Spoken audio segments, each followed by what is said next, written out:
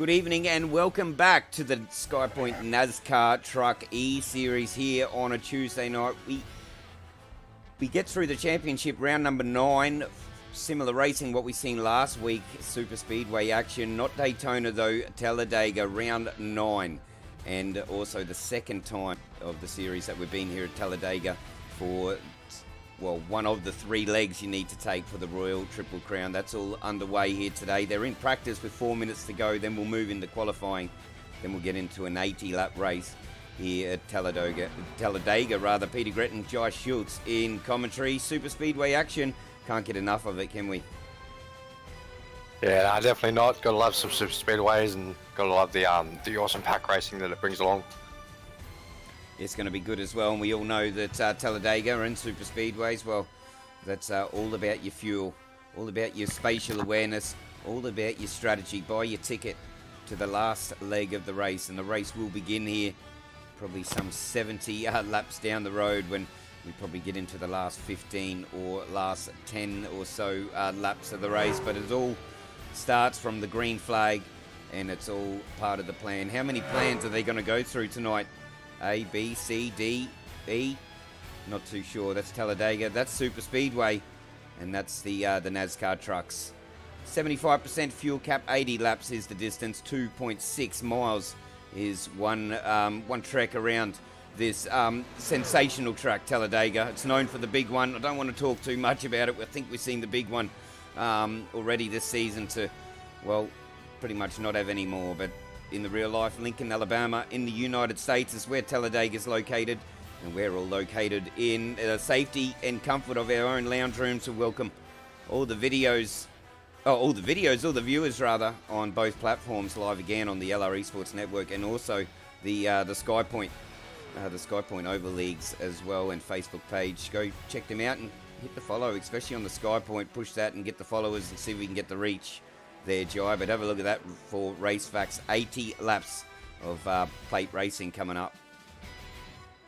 Yeah, definitely the same lap count as last week, but slightly longer races.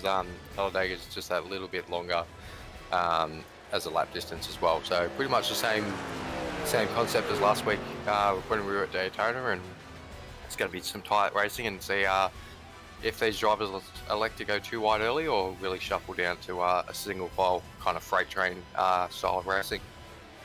Well, that's what's good about Super Speedway racing, isn't it? That you find a pack, you get together, and you find your way to the end. And also, Talladega's, you just mentioned, Jai, that it is slightly longer, so the race distance is slightly longer, but the track's also wider. You can, and we have seen on numerous occasions in the real life and here on the sim in iRacing, 4 wide. That can happen, and quite comfortably. Yeah, definitely a little bit wider than Daytona, and really invites that fourth lane to kind of form up later on in the race as well. So they can go 3 wide for majority of the race as well, so we have to look out for that. But yeah, definitely in the latter stages, look to go 4 wide in the dash to the finish. And don't forget, also on Sunday, the First Lady Palooza all-girls race was played out at Daytona. More super speedway action, and I think we had 4 cautions in total. 14 laps straight off the get-go to kick it off, and it was all green. So let's see if the guys can replicate that or better that here tonight. 16 minutes in practice. Big happy birthday to Aiden Schulz as well. And also shout out to Tom if you're watching. Hopefully you're not. Hopefully you're enjoying your holiday over there in the UK. But, well, without no Tom Pritchard from Skypoynt, I think the pole position comes back on the table. Yeah, definitely leaves the pole up for grabs, as Mr. Pritchard is very well known for his super speedway qualifying efforts. So definitely anyone's game, and opens it up for a few of these other drivers to maybe take that top step in quali. Let's get into qualifying now, as they've just moved in and closed qualifying position here, Jai. So, the guys will get the track to themselves, and that's probably not liked, I think, because to get your best time around here is it's draft racing and pack racing, and these times that you're going to see here today are probably going to be some 2 or maybe possibly 3 seconds even slower than what we're going to see at race pace, Jai. But let's see how these guys go today. And Adam Malone, I think the number 3 Southern Star's due for one, I think. He hit and miss, I think, on super speedways, but he's definitely got the talent. Let's watch that number 3 truck here tonight and see how he goes. But yeah, looking forward to this one as some of the drivers warm in to their, I think we'll get around about 3 laps in qualifying. Yeah, so they're so leaving pit road and really getting up to speed, and then they'll have 2 flying lap attempts to set their time. So they're gonna, I believe here at Talladega, their first lap is their quicker lap, and then they're generally a couple of hundredths slower on the second quick lap as well. But being a lone qualifying session as well, it's a very level playing field that way. There's no draft that comes into effect, so everyone's got the same kind of luck or same environment to set their time as well. So if there's a privateer and like a single car truck, and they would be heavily disadvantaged by, say, a 3 or 4 car team all forming up in the draft. So it's a level playing field, and it really goes down to what line you can really get around the super speedways as it's flat. So it does come down to the line and which line you take to be quick around here. Funny you mentioned luck too, because you need a lot of skill to win or be in the running to win any oval race, but especially super speedway. But luck definitely comes into it as our first times start to come in now. Troy Davis and just briefly had pole position, and Andy Barber now 55.47. His level at the moment with Finlay. So them guys, they put in a mirrored lap, and almost their sector times just about mirror that, as we got a couple of bots in chat. I'll get rid of that when the race starts. But Jason Holdsworth, Nitro Racing, gets to the top of the timing with a 55.25. Jai, I'm not too sure if you've done many laps around here in the truck. What time would you be looking at sitting if you were in this field? It has been a while since I've driven the truck around here myself, so I'm not quite sure what time would be a kind of safe time, but I have noticed that the qualifying laps are around 4 seconds slower than the guys are doing in practice as well. So that just goes to show how big the draft is around here. The track conditions as well. The weather will probably move into a little bit more once we get onto our formation lap, and I think, well, the organisers are kind once again, but the times are starting to come in and people are starting to improve a little bit. And as we see Greg Spencer just pull over. So I think you mentioned, Jai, sorry, I was doing a few things off camera at the moment. Yeah, first lap is the quickest here, first flyer. Yeah, I believe the first lap is slightly quicker than the second lap here at Talladega. So the way I normally qualify at the super speedways is on my out lap, I'll kind of really hug the wall around turn 3 and 4 and drop down as I come through 4. And then it's pretty much following that yellow line the whole way around the track. So just trying to keep up the speed and not scrub the tyres as much, as that would lose a little bit of speed as well. So it's yeah, the times are definitely close, and it's looking like Holdsworth may have done enough here, holding on by 0.04 of a second. Peter Jones just comes out of his flying lap, and well, he pulls over, so that's his qualifying done. He bumped up probably about 5 or 6 positions there with a 55.31. I noticed him just go straight through the top, and Andy Barber had pole position. He finds himself back there in 12th at the moment. Aiden Schultz is around about mid-pack as well. If you could choose, Jai, where would you start? I know you want to stay out of the carnage, especially when everyone's grouped up. Some, what have we got? 40 cars or trucks in here again. Front, middle, or rear? Would you prefer to start? 100% would not be the middle of the pack. I would like to start up front in most races I do. I feel a bit safer, and the guys up there are a bit quicker, so it's normally a safer kind of position for me. But if it's not the front, it's definitely up the back and kind of just riding along and cruising and trying to stay out of the mishaps that may come along.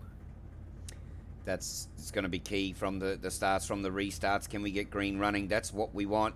We want to see lots of it. Talladega, I said it at Charlotte, I'll say it again here. The best of these tracks is green racing. Watch these guys do green stops and use their noggin a bit, and you know, not take the not the easy route, but the easier route, diving in under cautions. You're going to see that anyway, to get fuel and top up and extend.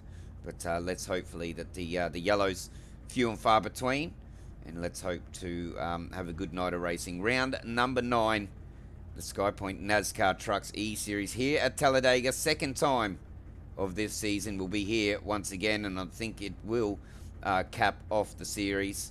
But right now, second time, and round number 9 of the series. Holdsworth with his time, very good time, will start alongside Greg Spencer. Peter Jones with that last minute time, he will start in the second row alongside Nigel Patton. And Ruben Phelps, good qualifying time for him, will start just outside the first 4 starters. He'll start alongside Troy Davison. Dylan O'Shea and Kobe Jordan will have the 4th row of the field. Adam Malone and Darren McKenzie with the 5th, and 11th and 12th and 6th row is Maxie Marshall and Andy Barber. So Andy Barber was on pole position. He's got the speed here. What can he do here tonight? Noddy Tompkins will start alongside Aidan Schulz on the 7th row. 8th is Wellman and Williams. Maxfield, Gosley, Klein, Donnelly, Denny Vassell. Watch him move through the field here tonight. We'll start alongside Christopher Finlay, Colin Bruns and Nigel Seidel.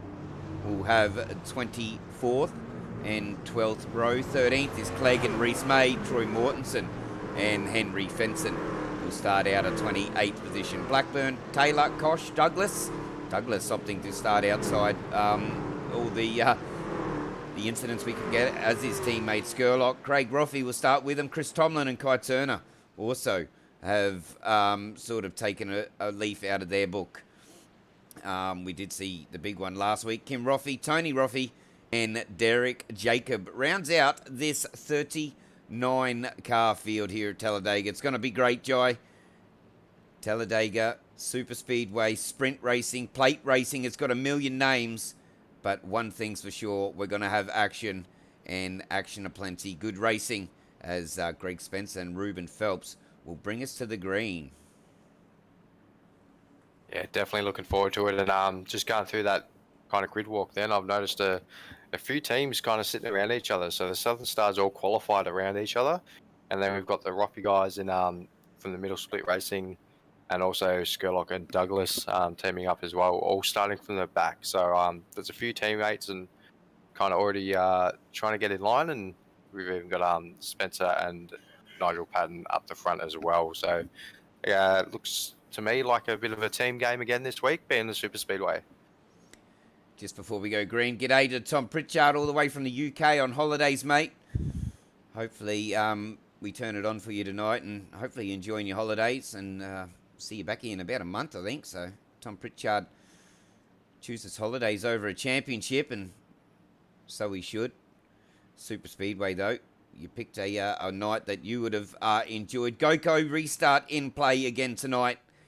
The pace truck peels off. We're going to get green here for round number 9, the Skypoynt NASCAR Trucks E-Series. I've gone to the restart zone a little bit earlier. We'll hang there and we'll see when they go. And we've seen last week they were at different points of the restart zone. As there's the pace truck at the back. When are we going to go? We're green. We're off and racing here at Talladega, Jai. 2 lines, 3 lines, 4. Let's have a look at the restart. Start. This is going to be a great night of racing. All clean. The cars peel out of pits. Probably about 8 cars, Joyce, to start from pits. Good start, though, from most of the boys. Yeah, definitely a good start. And looking inside line being very prominent as we come through 1 and 2. But noticed Jason Holdsworth, our pole sitter, actually started from pit lane as well. So a few early tactics maybe to avoid some of the mishaps. And I think we've averted most of them, but the front runners are looking pretty good at the minute. Phelps and O'Shea, and this is what we've seen. The high line is working, the low line. Look at O'Shea tucked right underneath Ruben Phelps. That'll help him. This is where your strategy starts from the race, for the race rather. Keep it clean. Stay out of this. Is the high line going to work? Is the low line going to work? Comfortable, I suppose, low line.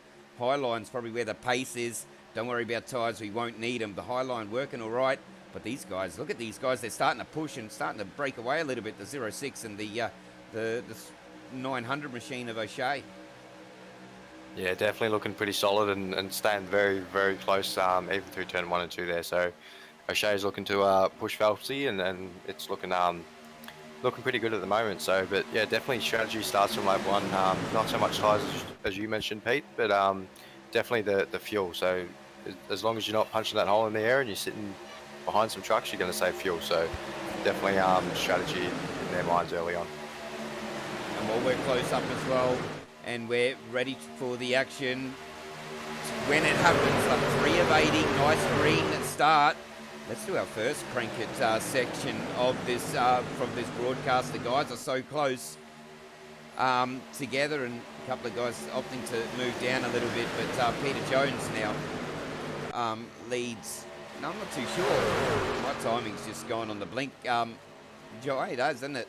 Oh no, we're back. Anyway, let's crank it up and hopefully timing sorts itself out.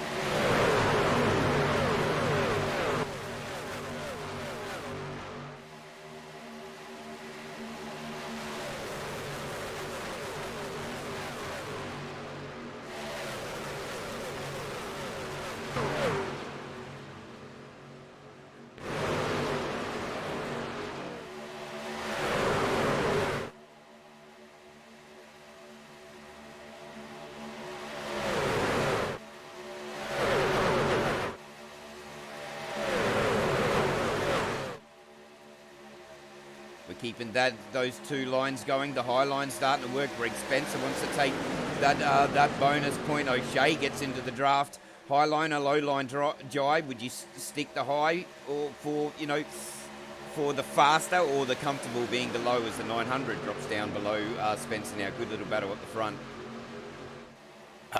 Probably early on, I'd like to stick to the bottom.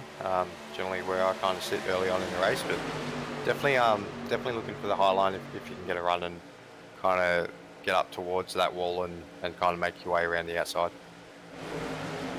Let's look at these cars in the banking, big banking here at Talladega that can help you slide the car down, keep it on a line, as these guys are holding a line pretty well, I think, and just by what I'm observing right now, the high line seems to be a lot steadier than the lower line. So if the low line continues a little bit of swaying here, I think will can cost you, as we can see a car. Look at that truck, 92 truck, just having a crack.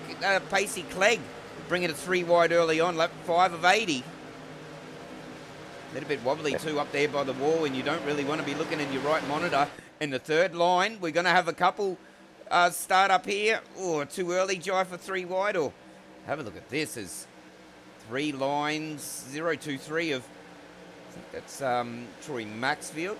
I think just covers off that and stops that, but a little bit squirrely there. Hopefully they can get through, but 3 wide early on.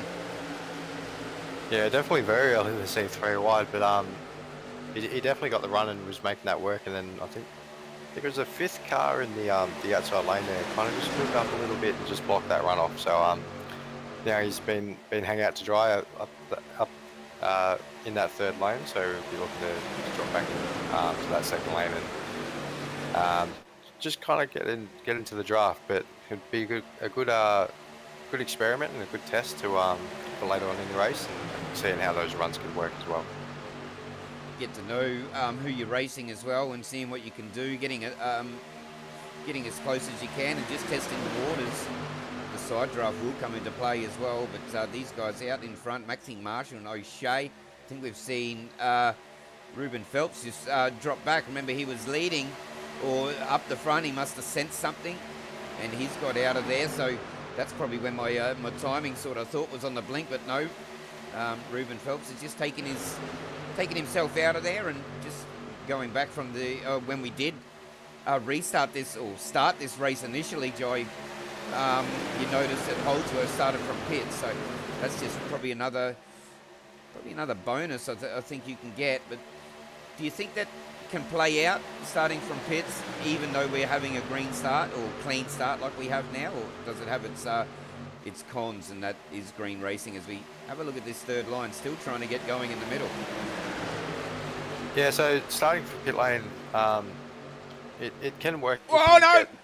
Into the wall. Only 2 cars at the moment. Sorry, Jai. 2 cars into the wall. We're going to have a third car join. Oh no! And the cars peel off in the pit lane. I think 2 cars glue together.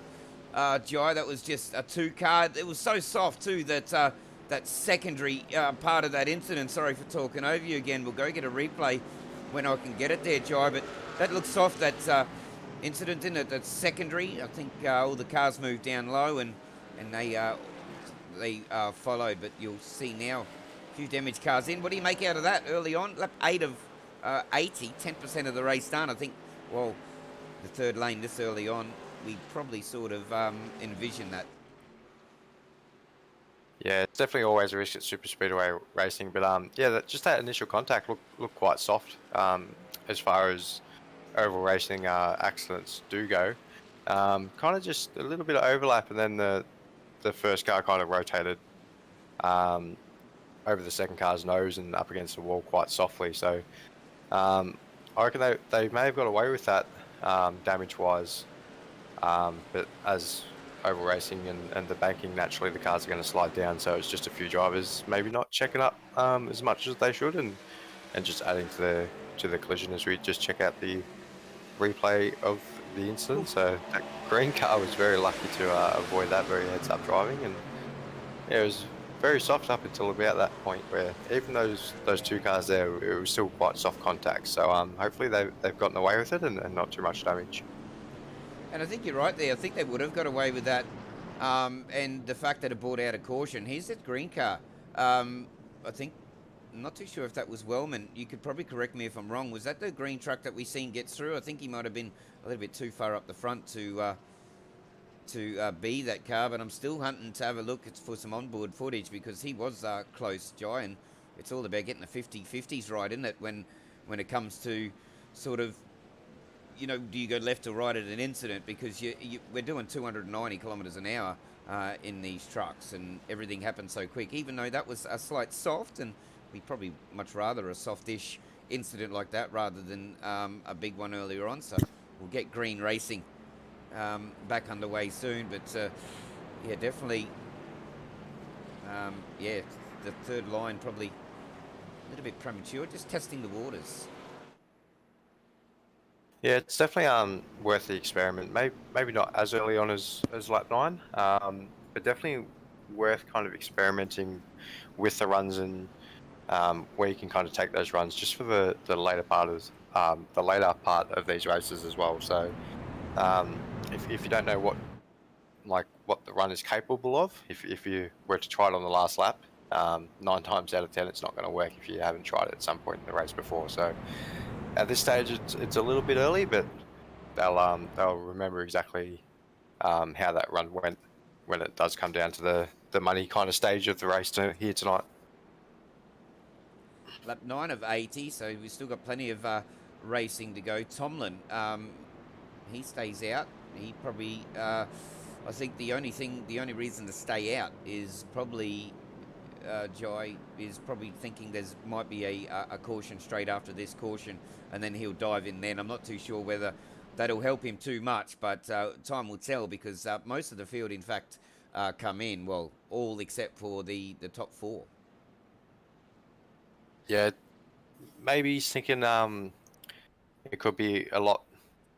Track position might be a lot more important than fuel at this stage in the race. Just kind of keeping up front and staying out of trouble. Yeah, he'll be loving this as his or it could even be just to get that bonus points for leading a lap as well. So every point matters in championships like this, and yeah, maybe it's a cheeky way to get that point. But I know Chop would be loving leading this back here tonight, so he'll definitely have a big grin on his face with this one. Yeah, he definitely would. Luke Crum Racing, and I'll tell you, it's probably the way to do it.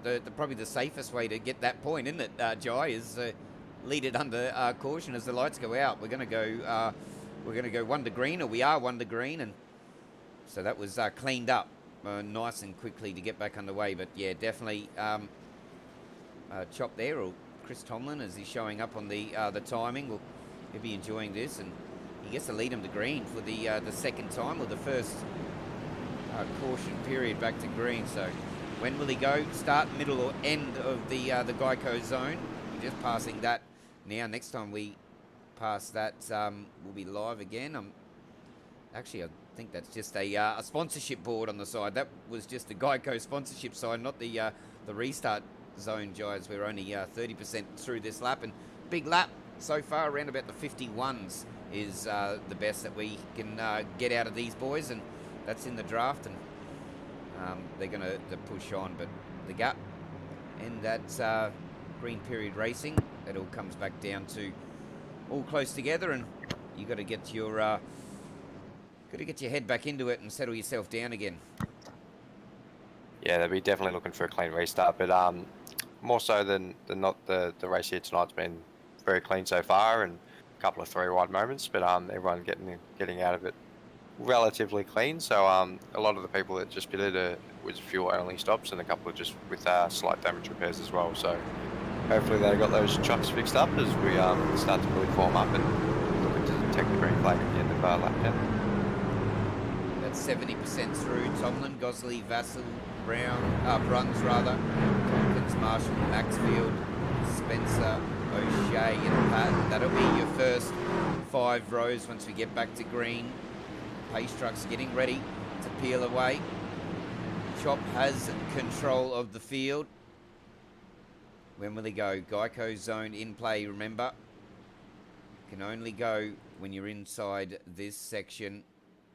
A little bit premature once again, but we get a good bird's eye view of this newly improvised restart zone here in iRacing. Pace truck peels off. So does Chop. We're green again. The restart is on the way. Lap 10 of 80 here at Talladega. Yeah, Chop definitely dropped the hammer right in the centre of that restart zone. So definitely a good jump, and he's going to file straight into first place with Gosley right behind him as well. So we're looking for a push, but we've gone single file for the first 4 to 5 cars before we go double file. So on back. Good view as we look back from our race leader from his cam at the moment. And look at this high line come up. This high line's in the go. I think that's Maxfield. Maxfield and Denny Vassell, I do believe. Jai starting to make this 2 cars. He's got a good run around the outside, and putting this battle up against his 5, 6, 10 car trainers. The high line starts to push up. A little bit squirrely out of, I think that was turn 4 there, or turn 3. 1 lap done, lap 11 of 80. Yeah, so we had Maxwell giving a massive push up the back straight to Tompkins. Oh, there we go. They just hooked the rear quarter, but we stay green as the spinners have gone off the racing surface, so it hasn't picked up by iRacing. We've just gone yellow now, so stay green for a little bit, and yeah, under our second caution, it looked like a few trucks may have got tangled up in that one. There was quite a few, I think. Tompkins, Klein, Wellman, Vassell, so a few of them names that we just mentioned. Have a look at a Skypoynt action replay here. Just what happened. We'll go high in the air. Couple little bit of movement. So 2 trucks down on the infield, and the secondary as well, trying to check up on that. Oh, and then just collected them 2 cars, or trucks rather, down on that low line. So again, I think it's the secondary parts of these incidents that's bringing out the cautions, isn't it? As we've seen that in the first caution period, and we're seeing that now as we go into yellow again, because it hasn't been really the first initial bit of contact. Yeah, sure, 2 cars went down out into the infield and went spinning, and well, that caused a little bit of a checkup, Jai. That's how I seen it, and then yeah, a couple of cars got tangled, but just a couple of guys getting a little bit loose there off that restart, and cautions breed cautions, and well, that was a very short run, lap 13 of 80. Yeah, it definitely started up the back straight on the previous lap. Maxfield was giving Tompkins a massive push there and really got them up the front, and then I'm not sure if it was a little bump gone right, bump gone wrong, or But yeah, it just goes to show what how small of a move takes. As yeah, they just get tangled up a little bit there, but it just there's not much difference from a good push and a bit of a not so good push as well. So definitely unlucky for a few of those guys to get caught up as well. But it's not just as easy as hitting the brakes and getting slowed up, because you really have to check your mirrors before hitting the brakes, because a lot of the time you may get run over from behind as well. So it's finding that sweet spot and trying to slow down and really position your car in a way that it's not going to get caught up as well. So a lot harder than you think to avoid a wreck here at the super speedways. Goes back to our last comment, probably when we were under caution just a couple of minutes ago, that forgot my chain of thought then, but oh, that was going to be a good one, Jai, I tell you. That was going to be a good one. It was bouncing off you, and then as soon as I opened my trap, it's just gone. I'll try and get onto that note. That was going to be a cracker if I remembered. But a couple of these drivers staying out now, and as I try and fumble through my brain and try and pick that one out, Jai, you may be able to just refresh my memory a bit there. But the 23 of not too sure if Troy's got the 23 in this one. He does. He's just sitting below that apron there. Just comes out of the pit.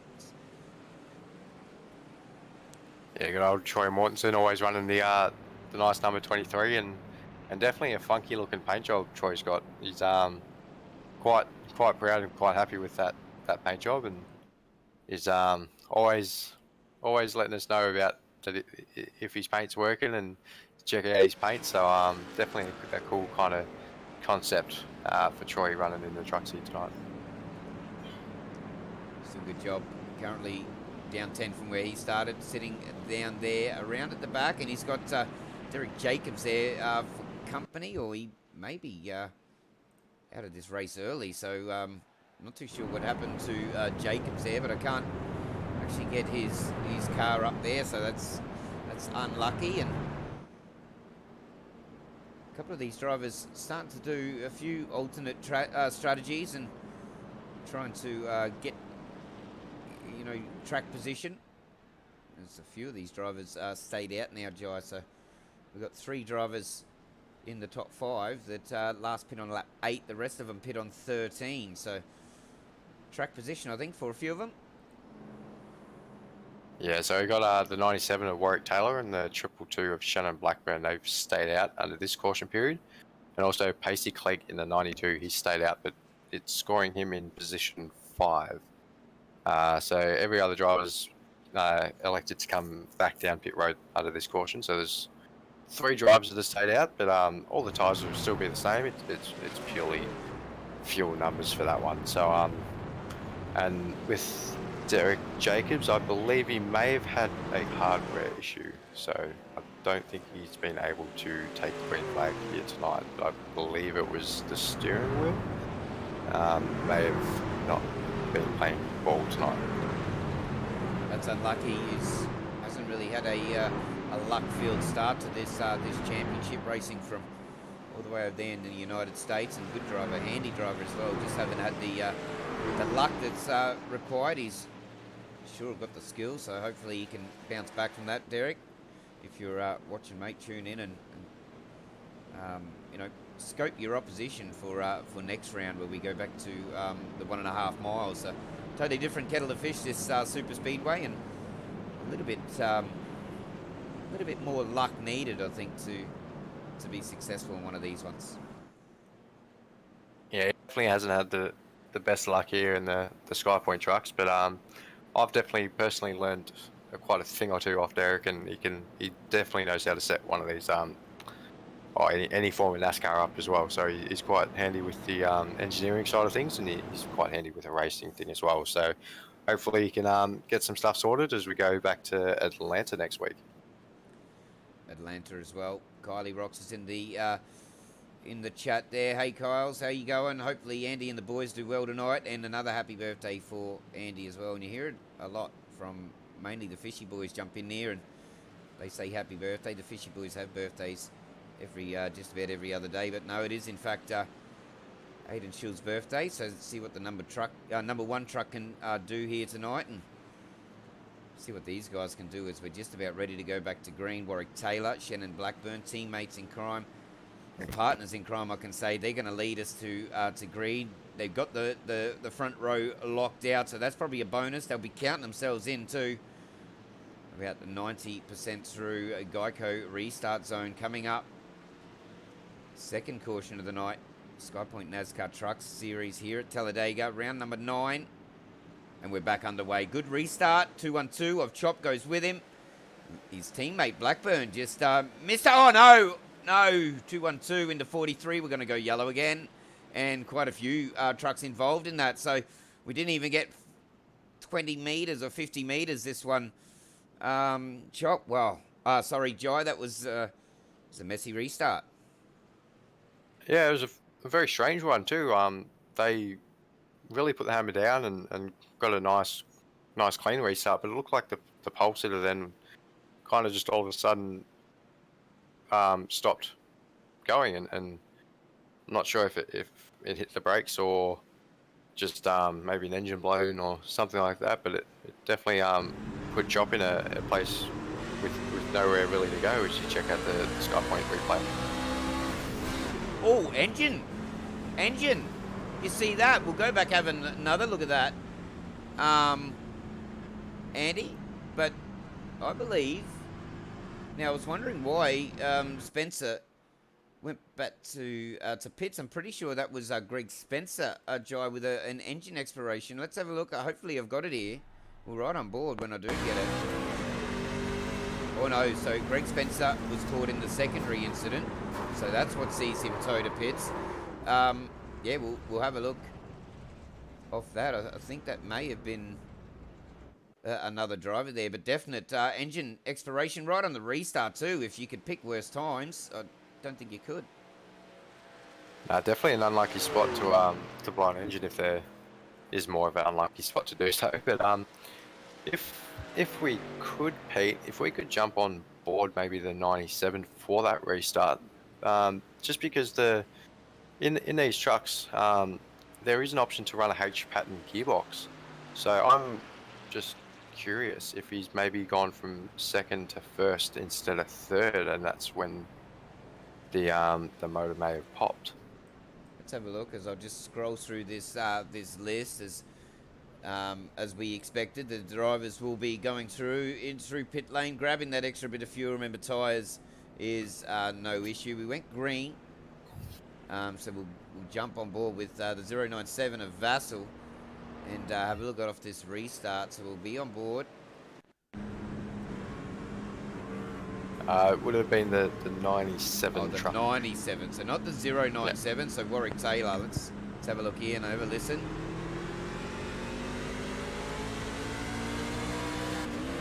Oh, good pickup, Jai. Very, very good pickup. Very unlucky for the rest of the field with that one, because that's just a momentary lapse of concentration. I'll tell you again, Jai, that was a very good pickup, because I wouldn't have even thought to go back and have a look at that as we go back live, but just down a gear instead of up. Yeah, I'd like to say it was a very professional pickup on my part, but I only picked that up as a possibility because I've done it myself a couple of times before. So yeah, definitely unlucky and sometimes easy to do with especially using the H pattern shifters.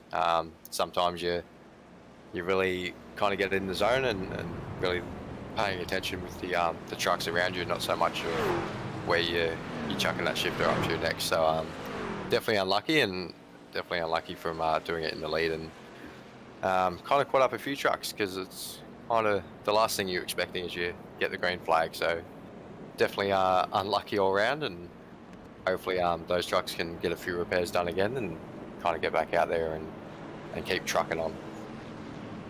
Keep trucking on is probably another a great call here today. Blackburn, Fenson, Donnelly. They're the and Davison. They'll be your first two rows once we go to green. And Blackburn's lost his teammate up beside. So how are they going to go? And I think that high line anyway. I think Shannon was was caught a little bit napping off that restart, but he wasn't the one to his engine expire this time. So lucky him, unlucky. And this is the luck start to come into it, because what a time for your engine to go and to make a mistake like that. You could probably make a mistake like that, you know, around a different section of the track, not when you're full noise off pretty much a couple of laps of just circulating and pacing. So the engine went from just relaxing, if these engines could relax, if you know what I mean, Jai, into a little bit of a mistake there, and boom. So they're strong engines, but they can't take that sort of punishment. No, definitely not, and that's why they kind of get called the money shift, because it costs a lot of money, but it's definitely costing the races. It is repairable, but it will take about 28 to 35 minutes repairs. So hopefully you can get that kind of repaired and still get out and circulate to pick up a few points. As keep mentioning, the points are, every point matters in leagues like this, but it goes to show kind of the caliber of driving that is in the Skypoynt Truck Series, and the pressure that some of these drivers may be under as well, especially leading the pack in this league. So definitely an easy mistake to make, but still not completely over, as we are forming up for the restart at the end of lap 19. Into lap 19 will be green again once we go over the stripe to click over lap number 20. We're around about halfway through, and we're yet to see a third go, have a third line rather, have a good crack of it. They sort of stuck their nose. They had a go. They had a little go. That was the first caution. Second caution was just a little bit of a secondary incident, and the third caution, well, we just seen that. Unfortunate for all the drivers behind, but couldn't really help that one, as they get ready to go. The pace truck ready to peel away. Remember, first 12, I do believe, are judged on their restart within 2 truck lengths, and you want to have a look at how these guys adjudicate all their rulings. Go check out the Skypoynt page directly after this one for the review procedure, as pace truck peels off, and Blackburn yet again will give it another crack at bring us the green here again, and you can see all those cars at pit, I think, under this. They got the end of the longest line. That's why you see half the field in single line and half the field in multi-line. Geico restart zone, restart number 5. We're off away. A very late restart by Blackburn this time, trying to throw it up against his competitors as we go green, as they went lap 20 as promised. The front guys look to get away, and the 0-2 of Darren McKenzie pushed his way up through the field. Got his teammate Aidan Chills and Andy Barber not too far behind these guys, as well, as now you can see a more predominant bottom line as these guys pit after the restart. Is that sensing a early caution maybe? But have a look at Southern Stars and quite a few people pitting. That's very unusual. You don't see that often happen, rather, as we go back up the front.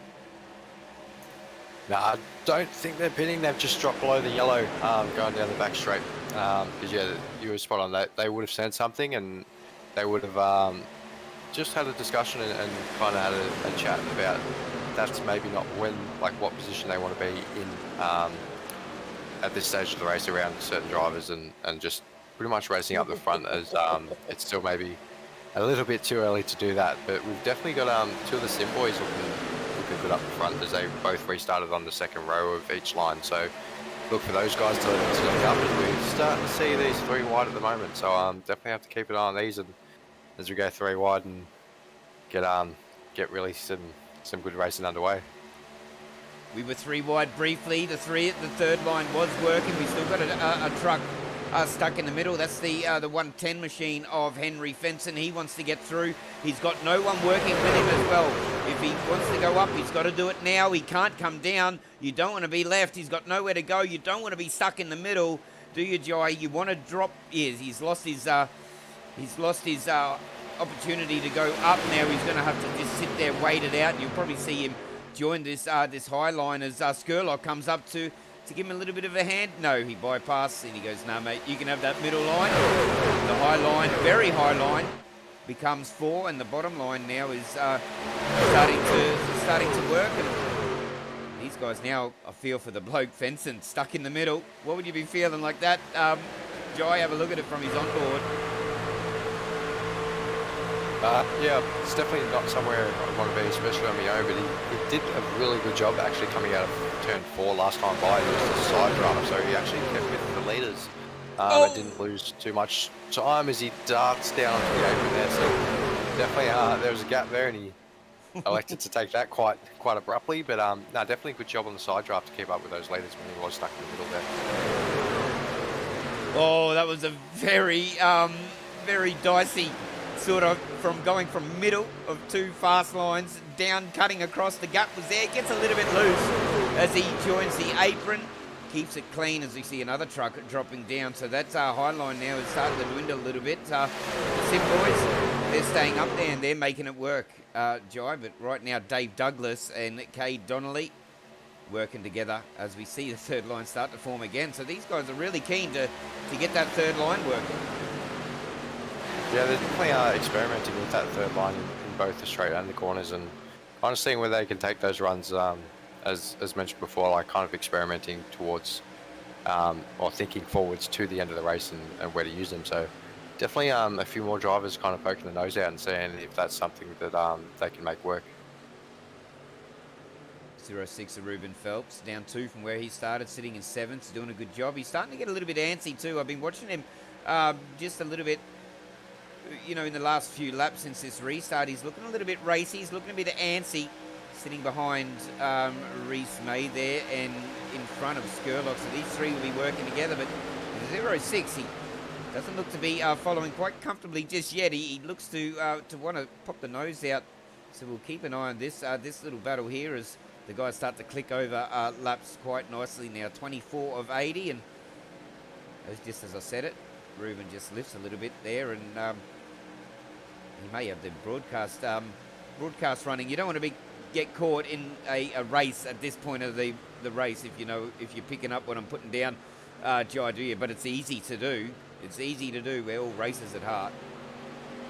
Yeah, definitely right. We're all here to race and race hard, and sometimes it's a bit too inviting to get the positions if you know you've got the pace as well. So we saw Ruben early on leading the race and then dropping below the yellow and kind of just electing to go towards the back of the pack and save the fuel. So he might be just doing the same thing at the moment, just pretty comfortable sitting in line and saving the fuel and not being that truck that punches a hole in the air. So he's sitting down in 7th at the moment, 2 spots down from where he finished, but in a very comfortable position, no doubt.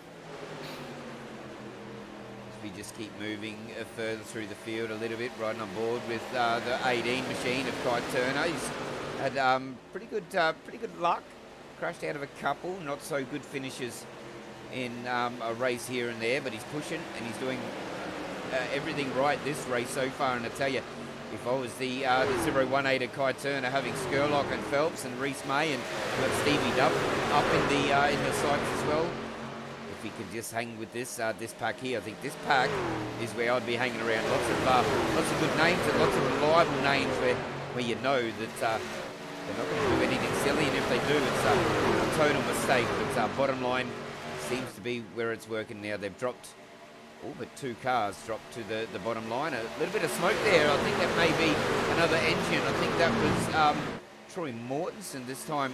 I'm not too sure, but I did see a big puff of black smoke as that slow car was sitting very high towards the wall. Yeah, it looked like a black truck there. It may have been the 64 possibly? 64 of Glenn Klein, so good pickup. So he's entered pits there. So I did see a big puff of smoke, but he still looks like he's going as I am already live, so I don't know where he stopped. So yeah, engine expiration there, and he tried to get it back, the 64 machine of Klein. So I think another engine bites the dust here tonight. That's what it looked like from where I was sitting. Yeah, it definitely looked like another motor, and the last pit stop before that incident, he was stationary in the pit lane for about 5 minutes as well. So he more than likely would have been carrying some damage from early on in the race, and then she's finally said she's had enough. But good job by Glenn getting as far off the racing surface as possible, not being able to make it to pit lane, and in doing so, we've been able to stay green flag racing as well. So, yeah, well done to Glenn for getting it off the track safely and yeah, allowing these guys to still race on. As we stay green, these guys are starting to just to click over the laps. Lap 28 of 80, 111 truck of Colin Bruns doing a good job. He's in the heat of the battle.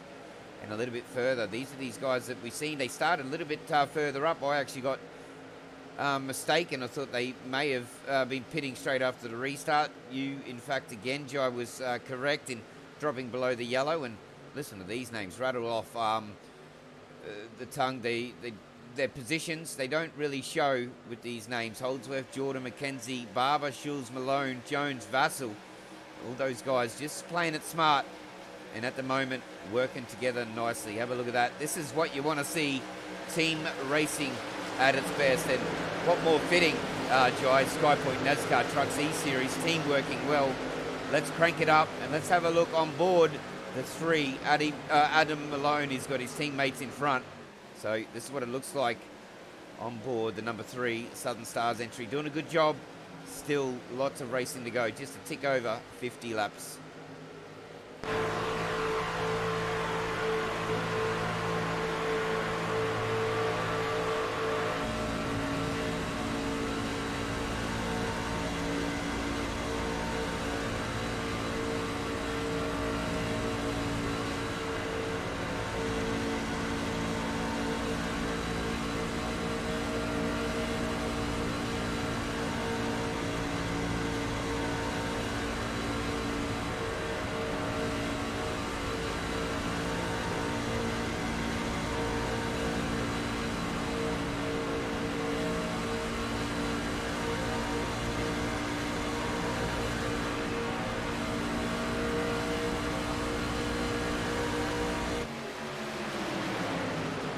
As we see some big lifts there from Adam Malone, Jai, and that's exactly what you want to do in a pack like this. 3, 6, 7 trucks in a pack, and it doesn't matter about your track position lap 30, does it? This is exactly what you want to do. We've got a couple of packs forming. This rear of field pack, although they're not that far off the leaders, but they are in the pack, and this is where they want to be. And this is how they want to run this race. Perfect start to the race so far with this team. Yeah, it's definitely looking good as they line up. They did catch up about a second and a half in the middle of the back straight to the start-finish line that last time. So definitely kind of turned on the afterburners and really caught back up to this lead pack here. So there's nothing in it, as we just see a couple of the trucks moving out of line further on in the back that being Superspeedway racing, if you don't have the buddies to do so, you might get hang out to dry, but they're looking like they're going pretty strong around the outside here. Yeah, they got a little bit loose there. I think there were a couple of out of sequence cars, or trucks rather, and a little bit squirrely, and we just noticed driving around about 288, 290 kilometres an hour in the draft. We've got Sarah Jesberg. Kobe Jordan's better half in the comments saying that he's working together with Jason Holdsworth, and looks like they've got their race strategy working on point. This is this battle in about the middle of a very big field. There's Holdsworth, the 0800 rather of Kobe Jordan, and what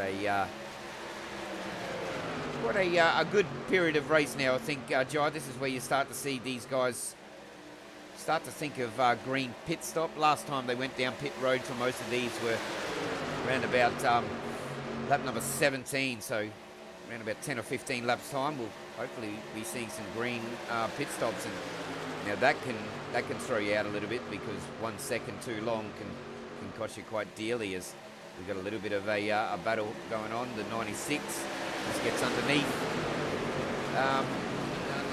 the 10 car of Dave Douglas, working together, drops down again. So plate racing at its best right now, Jai. Talladega at its finest with some green period racing here. 3 wide, still at the front.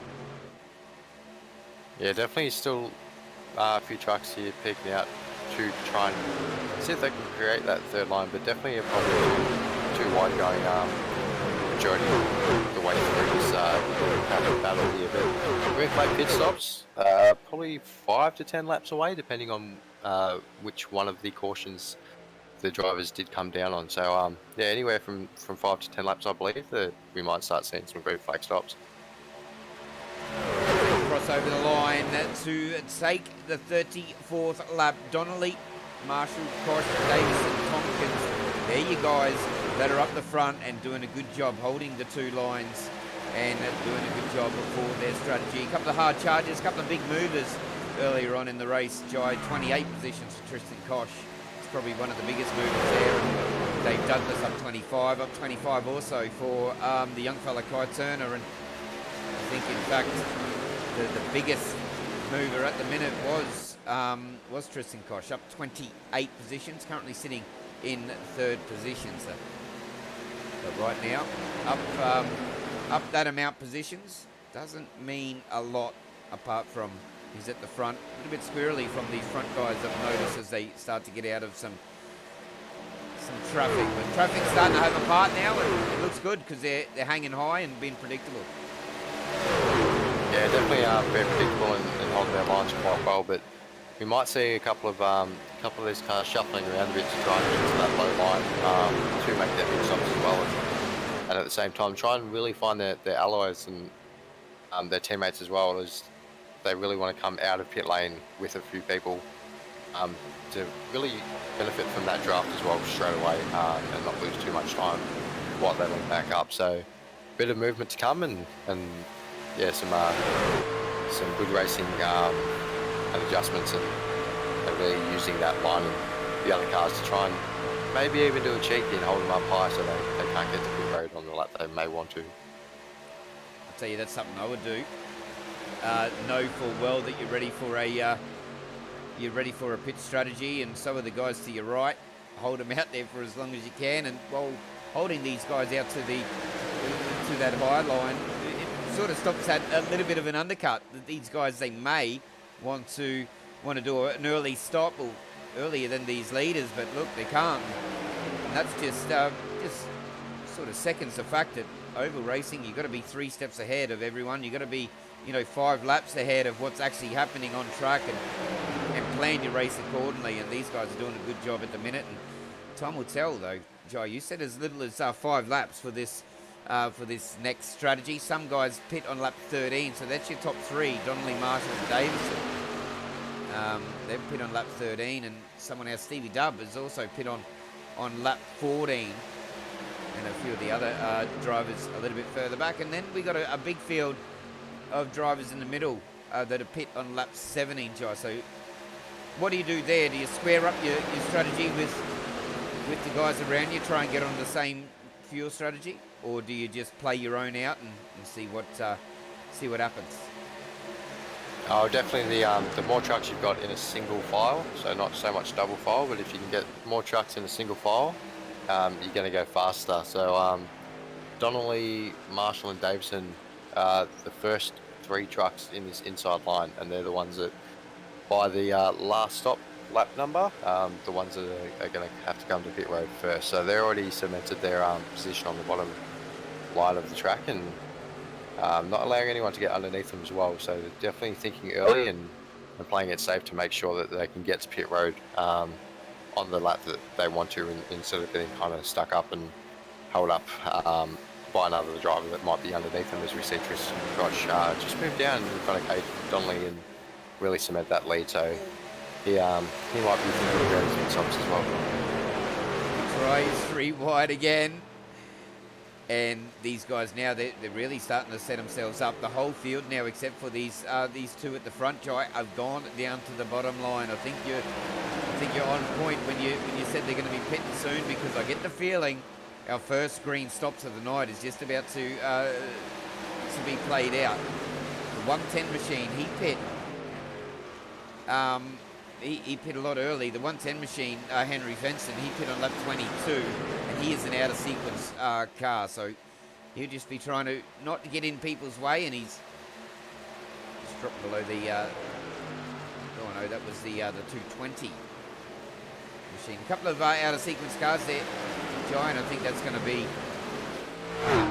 what we have to look out for. But most of the guys now, or this middle pack at least, Phelps, Davison, Jones, Marshall, Gosley, Donnelly, Bruns, they're all in the lane. So the middle, or middle-ish of the field, chooses to dive in first.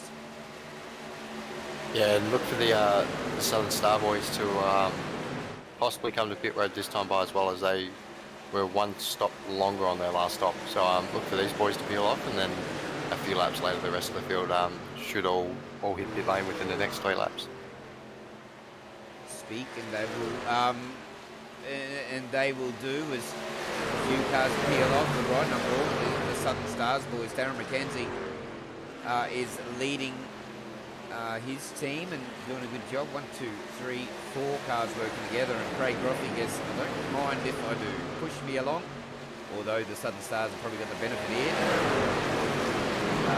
Just using that little bit less fuel as the leaders start to wobble. You'll start to see a few mind games coming on too once we get to pit entry, won't we, Jai? As we hit 50% late race distance done, mind games now will start to play out, I think. Yeah, it's definitely right. And Kobe Jordan and Jason Holdsworth working together, they've actually gone to first and second, so they've moved their way all the way up the field and really taking lead in this pack as well. Choosing to use the higher liners, the 212 machine. It's driving a little bit slow. The 110 has got a big run on him now, so it just looks like that 110 machine is an out of sequence truck too, Jai, and he's starting to make his way through. He really wants that lap back. Have a look at him pushing these guys, and first guys out of their box to pit. They're up the front, Holdsworth and Kobe, and another good call, Jai. You're onto it tonight. The Southern Stars boys are down in pit road. Yeah, they've managed to save 1 lap worth of fuel, sitting a bit further back in the pack and not using as much throttle to kind of keep up, and really using their drive to their advantage. So they've been able to go 1 lap longer than a few of these other drivers here tonight. But the battle with the 212 and the 110 of Chris Tomlin and Henry Fenson, at the time that was actually for the lucky dog position or to get back on the lead lap. So they'll be racing hard to kind of stay from a lap down, as they're a little bit off strategy at the moment, but definitely racing hard to stay in this one tonight. 110 moves out of the leader's way, and Chop just goes, I will, to get me away from him. So Chop in the 212 doing a little bit of a good job. Remember, no blue flags really in oval racing, is there? It's just a gentleman's agreement, and at the moment, that was a good play from Chop. If they are still racing for that lucky dog position, he used these leaders of this race, Holdsworth and Jordan, just to push him far away from him as they could. So good play from the 212, I think, Jai. What do you reckon? Yeah, definitely a good play, but being able to stay in front of these leaders at the moment, if a caution was to come out, he's on the lead lap currently, and he'll be able to pit with the lead lap cars, where if one of these leaders get past him, he'll be in the lucky dog position, which means he will have to pit 1 lap after the lead cars under a caution, and he will restart from the very back of the field. So it's definitely a lot to give up if he was to let these leaders go easily. It's definitely worth a lot more for Chop to really fight and really fight to stay on this lead lap, as it's a lot more of an advantage to do so than just to get the lucky dog. Yeah, lucky dog you used to get your lap back, as we see our leaders, Holdsworth, Jordan, go down pit road. That'll give Reese May, I do believe, he's coming down pit road as well. So very busy pit road. And, yeah, definitely. Exactly what you were saying, Jai, is lucky dog you used to get your lap back, don't you? And I suppose you want to be there out in front of the leaders and be on the same strategy, because the pace truck will actually peel in front of him. I think, Jai, that's the way it works, and then he'll get the wave around the pace truck. But I just mentioned just briefly, Jai, about sort of the blue flags, and there's no such a blue flag rule in it. You race a lot more than me. What's your take on it? Been a driver, do you get out of the road? What's the ruling from you guys that are racing on track?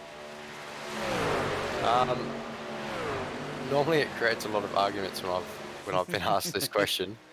But the way I see it, and the way that racing stewards and marshals and everyone are told to do so, is a blue flag is an informative flag. It's not a directional flag. So it's to inform you that there is a faster car approaching, kind of like a warning, just so they don't all of a sudden be on top of you. But yes, it is an informative flag just to let you know. It's not a direction to let them past. But yeah, normally that creates a little bit of arguments, but that's my take on it anyway. Yeah, I think it's just what's agreed in your circles, really, isn't it?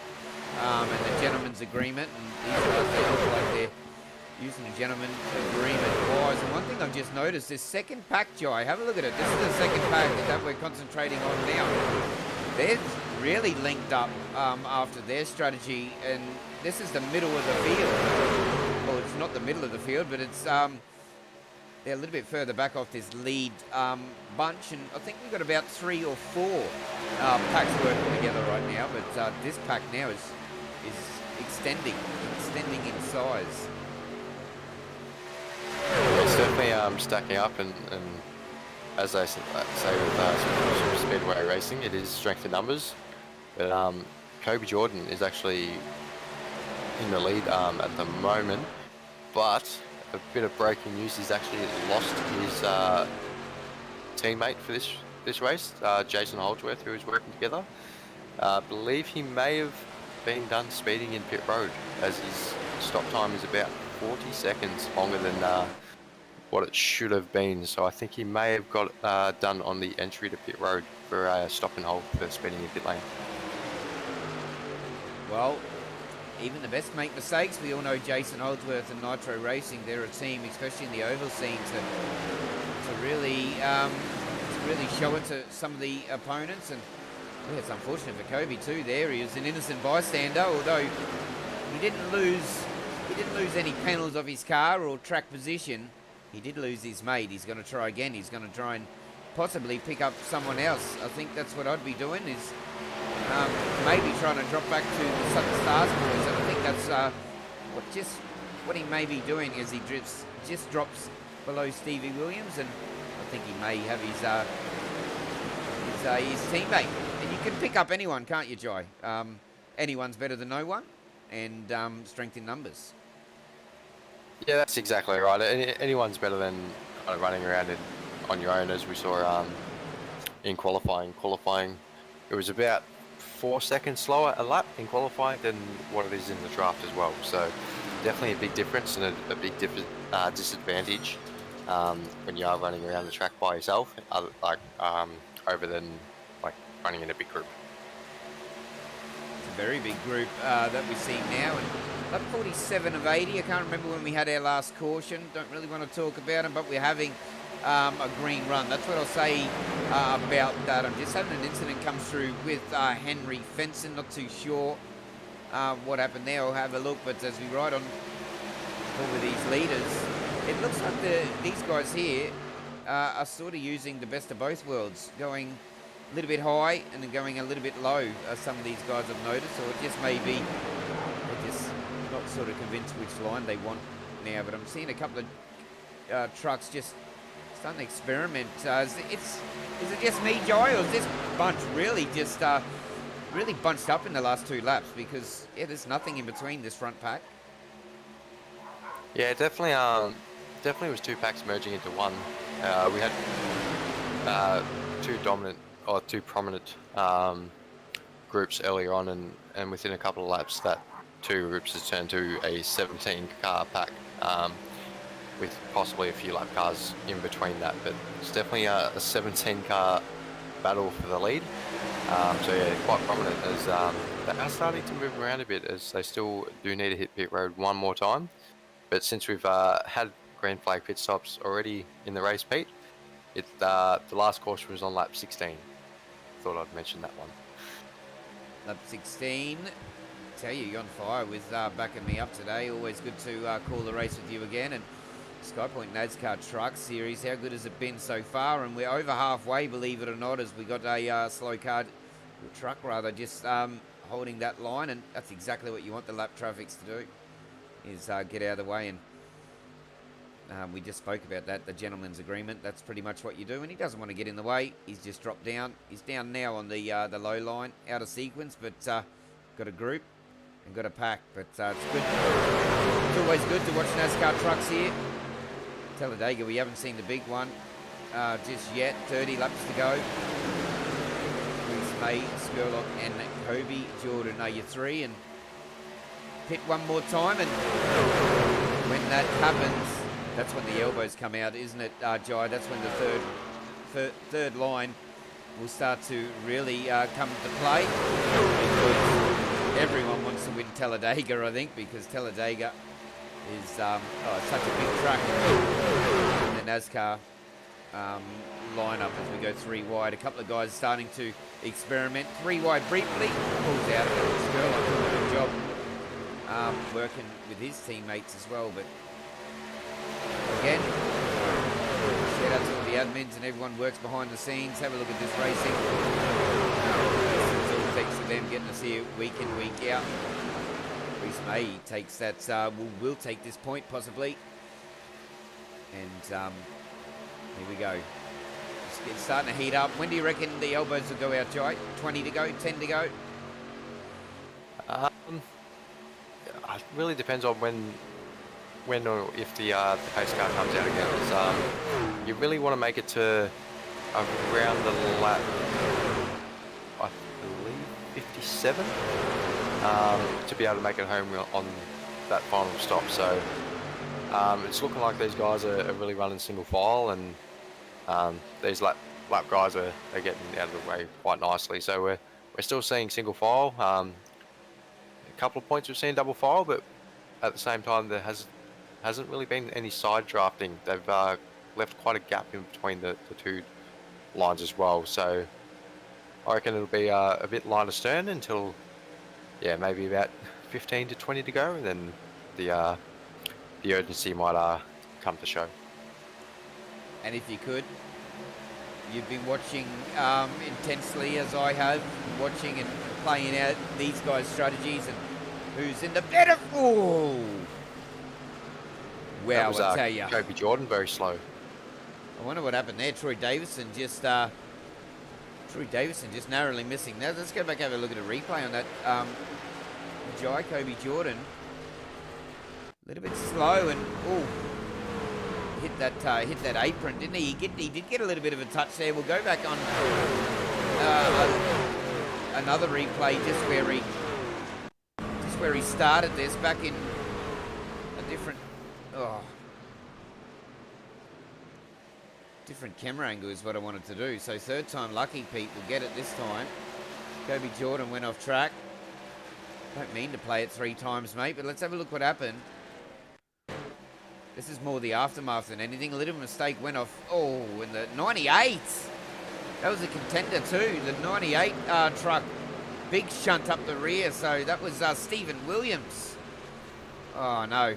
Stephen Williams was, he'll get a lot of damage out of that. And so will the 080. So a little bit of a mistake there from Kobe. I'm not too sure if anything more to do with that, but that's as earlier as I can pick it up on. A couple of drivers out there probably a little bit disappointed. 96 of Reese May though, he wouldn't be. Yeah, there's a bit of a odd incident there for Kobe, but he still had a tacho when we were riding on board, so it may have been a hardware fail by the look of it. So definitely a good job to kind of not put it in the wall as much, and then after a little bit of contact get off the road. But yeah, I think it may have been a hardware fail. Yeah, definitely not another blown motor, he still had a tacho, but definitely unlucky as you running quite strongly up the front and really hanging around that top 3. This is where you want to be. We've got a few drivers out as well of the race. Quite a few lists to, too many to list rather, so it's unlucky for them guys. But we still do have quite a few trucks on the lead lap. And pretty much this front battle is really pretty much stolen the show, hasn't it? Because the racing's been that good. As I just start to go a little bit further through the field, as I just said that, and find some of the names down here that are just playing it safe and that's playing it smart, I should say. Shirley, Douglas, Mackenzie, the whole Southern Stars boys. 26 laps to go as the overlay just clicks over laps to go. Means, well, we're close to a stunning finish. Yeah, definitely ramping up for a good finish, and definitely still a good battle as we've got 15 trucks battling for the lead in this lead group. So just at the tail end of this kind of lead pack, we've got Michael Skurlock as we're riding on board now. He's got Dave Douglas nearby him as always, and then the Southern Stars right behind them. So they're always quite strong finishers, and if we do stay green, look for them to make their way up just on pace as well. But they've got a lot of big names and a lot of fast guys to make their way past. 25 laps to go, and they're all pretty much in this one group, and they're all vying for a shot as well. Remember, this series has a Royal Triple Crown. You win the Daytona legs, 3 races we go there, and the Daytona and Talladega, each 3 races apiece. You come out of them ones leading for them 2 rounds, and then if you're lucky enough to take out the championship as well, then it's $1,000 richer, thanks from naming rights sponsor Skypoynt. Digging deep into their pockets, and I think Skurlock is leading 2 of them legs, the Daytona leg and the series at the moment. Jai, or could be Dave Douglas, but it's definitely one of them 2. But I was thinking, oh, it's going to be a tough ask to get that Royal Triple Crown, but it looks like it just may pull off if the series finishes the way it started in the back end. Yeah, it's definitely quite a pretty payday if any of these drivers are able to take out the Triple Crown put together by Skypoynt. So definitely be a very handy way to take out the series, and a nice little bonus at the end as well if they are able to achieve that feat of winning all 3 championships within the Skypoynt trucks. You were racing in last championship, although the field's grown in numbers. Although you'd probably like to be racing, but it's good to have you in the commentary. What's it like to race one of these trucks in a league sort of scenario, and how important is doing well in events like Superspeedways? In this league in general, the Superspeedway portion of the championship, because of the Triple Crown, is so important. It's as mentioned before, we go to Daytona 3 times this season, which we've already been twice to, and then this is the 2nd time at Talladega, again coming here 3 times in the series. So it plays a massive part in this league and in this championship. So to do well at the super speedways this season could be the difference from over $1,000 or $0 at the end. But so definitely a big part in the 6 races in the season. You really want to do well with that. Check out the view. Just having a look at the front of our race leader, Reese May. Got Ty Turner behind him. He's got a car out of sequence. I think that is still the 212 of Chop, just staying in there, and been a little bit of a pest for these leaders, but still holding his line, being predictable, and I'm sure the leaders wouldn't really be having too much to say just yet, Jai. But 212 of Crumb, of Chop. I should know that number now. He's in the middle with the heat of it. I think he now isn't on the lead lap Jai. So I think he has dropped that lead lap, but being where he is, if we do go caution, we get the lucky dog. Yeah, no, Chop is the last car on the lead lap, so as long as he can stay in front of the 96 here, he is still technically on the lead lap, so he'll be trying to stay in front. And these two cars in front of Chop here of Peter Jones and Jason Holdsworth in the same kind of situation. They're trying to stay in front of Reese May to still be scored on the lead lap as the Southern Stars hit pit road. Lap 57, you said, is lap critical. We've got 20 laps to go. That means we'll be racing for 60 laps. Everyone can make it home now. So Southern Stars banking on a clean run. Can they pull it off? Will they be there at the end, Jai, with 20 laps to go? Good call pitting in now. Yeah, definitely a good call pitting together as well. It's 4 cars straight up. You're going to have the draft from one another, and they'll be looking to link up as quickly as possible and really get into that line as they're a little bit split up as they leave pit road. But yeah, they'll be looking to link up and really benefit from that 4-car train, as we've got a few more cars in pit road with Gosley and Brunts. Definitely underway now as the pit strategies, and it is green. Good little battle by Turner, Craig Roffey. And Roffey just jumps down in just in front of Michael Skurlock there. So this is the same as what we've seen before. You don't want to be caught out on that high line, because you really need to be on the yellow to get into pits or to make a successful pits. You don't want to see a penalty, as we've seen Holdsworth, we do believe, got handed down for one of them. Tompkins into lane, Marshall, Gosley, Vassell, all them drivers making their way down pit road. When do you think the leaders will come in? And as I speak, most of them do. Leaders, I think, are staying out. Reese May, Finlay, Douglas. So top 6 stays out this time. Yeah, we had a few we read that time by, but majority of I think it's the top 6 stayed out. So what I'd be looking to do, I'd be hitting pit road as soon as possible, because at Talladega being such a long track, you don't actually go a lap down when doing a pit stop. So if the pace car was to come out now, these lead group that we're looking at right now would be actually trapped by the pace car. So they would have to pit under caution, and the guys that have already pitted would funnel up to the front.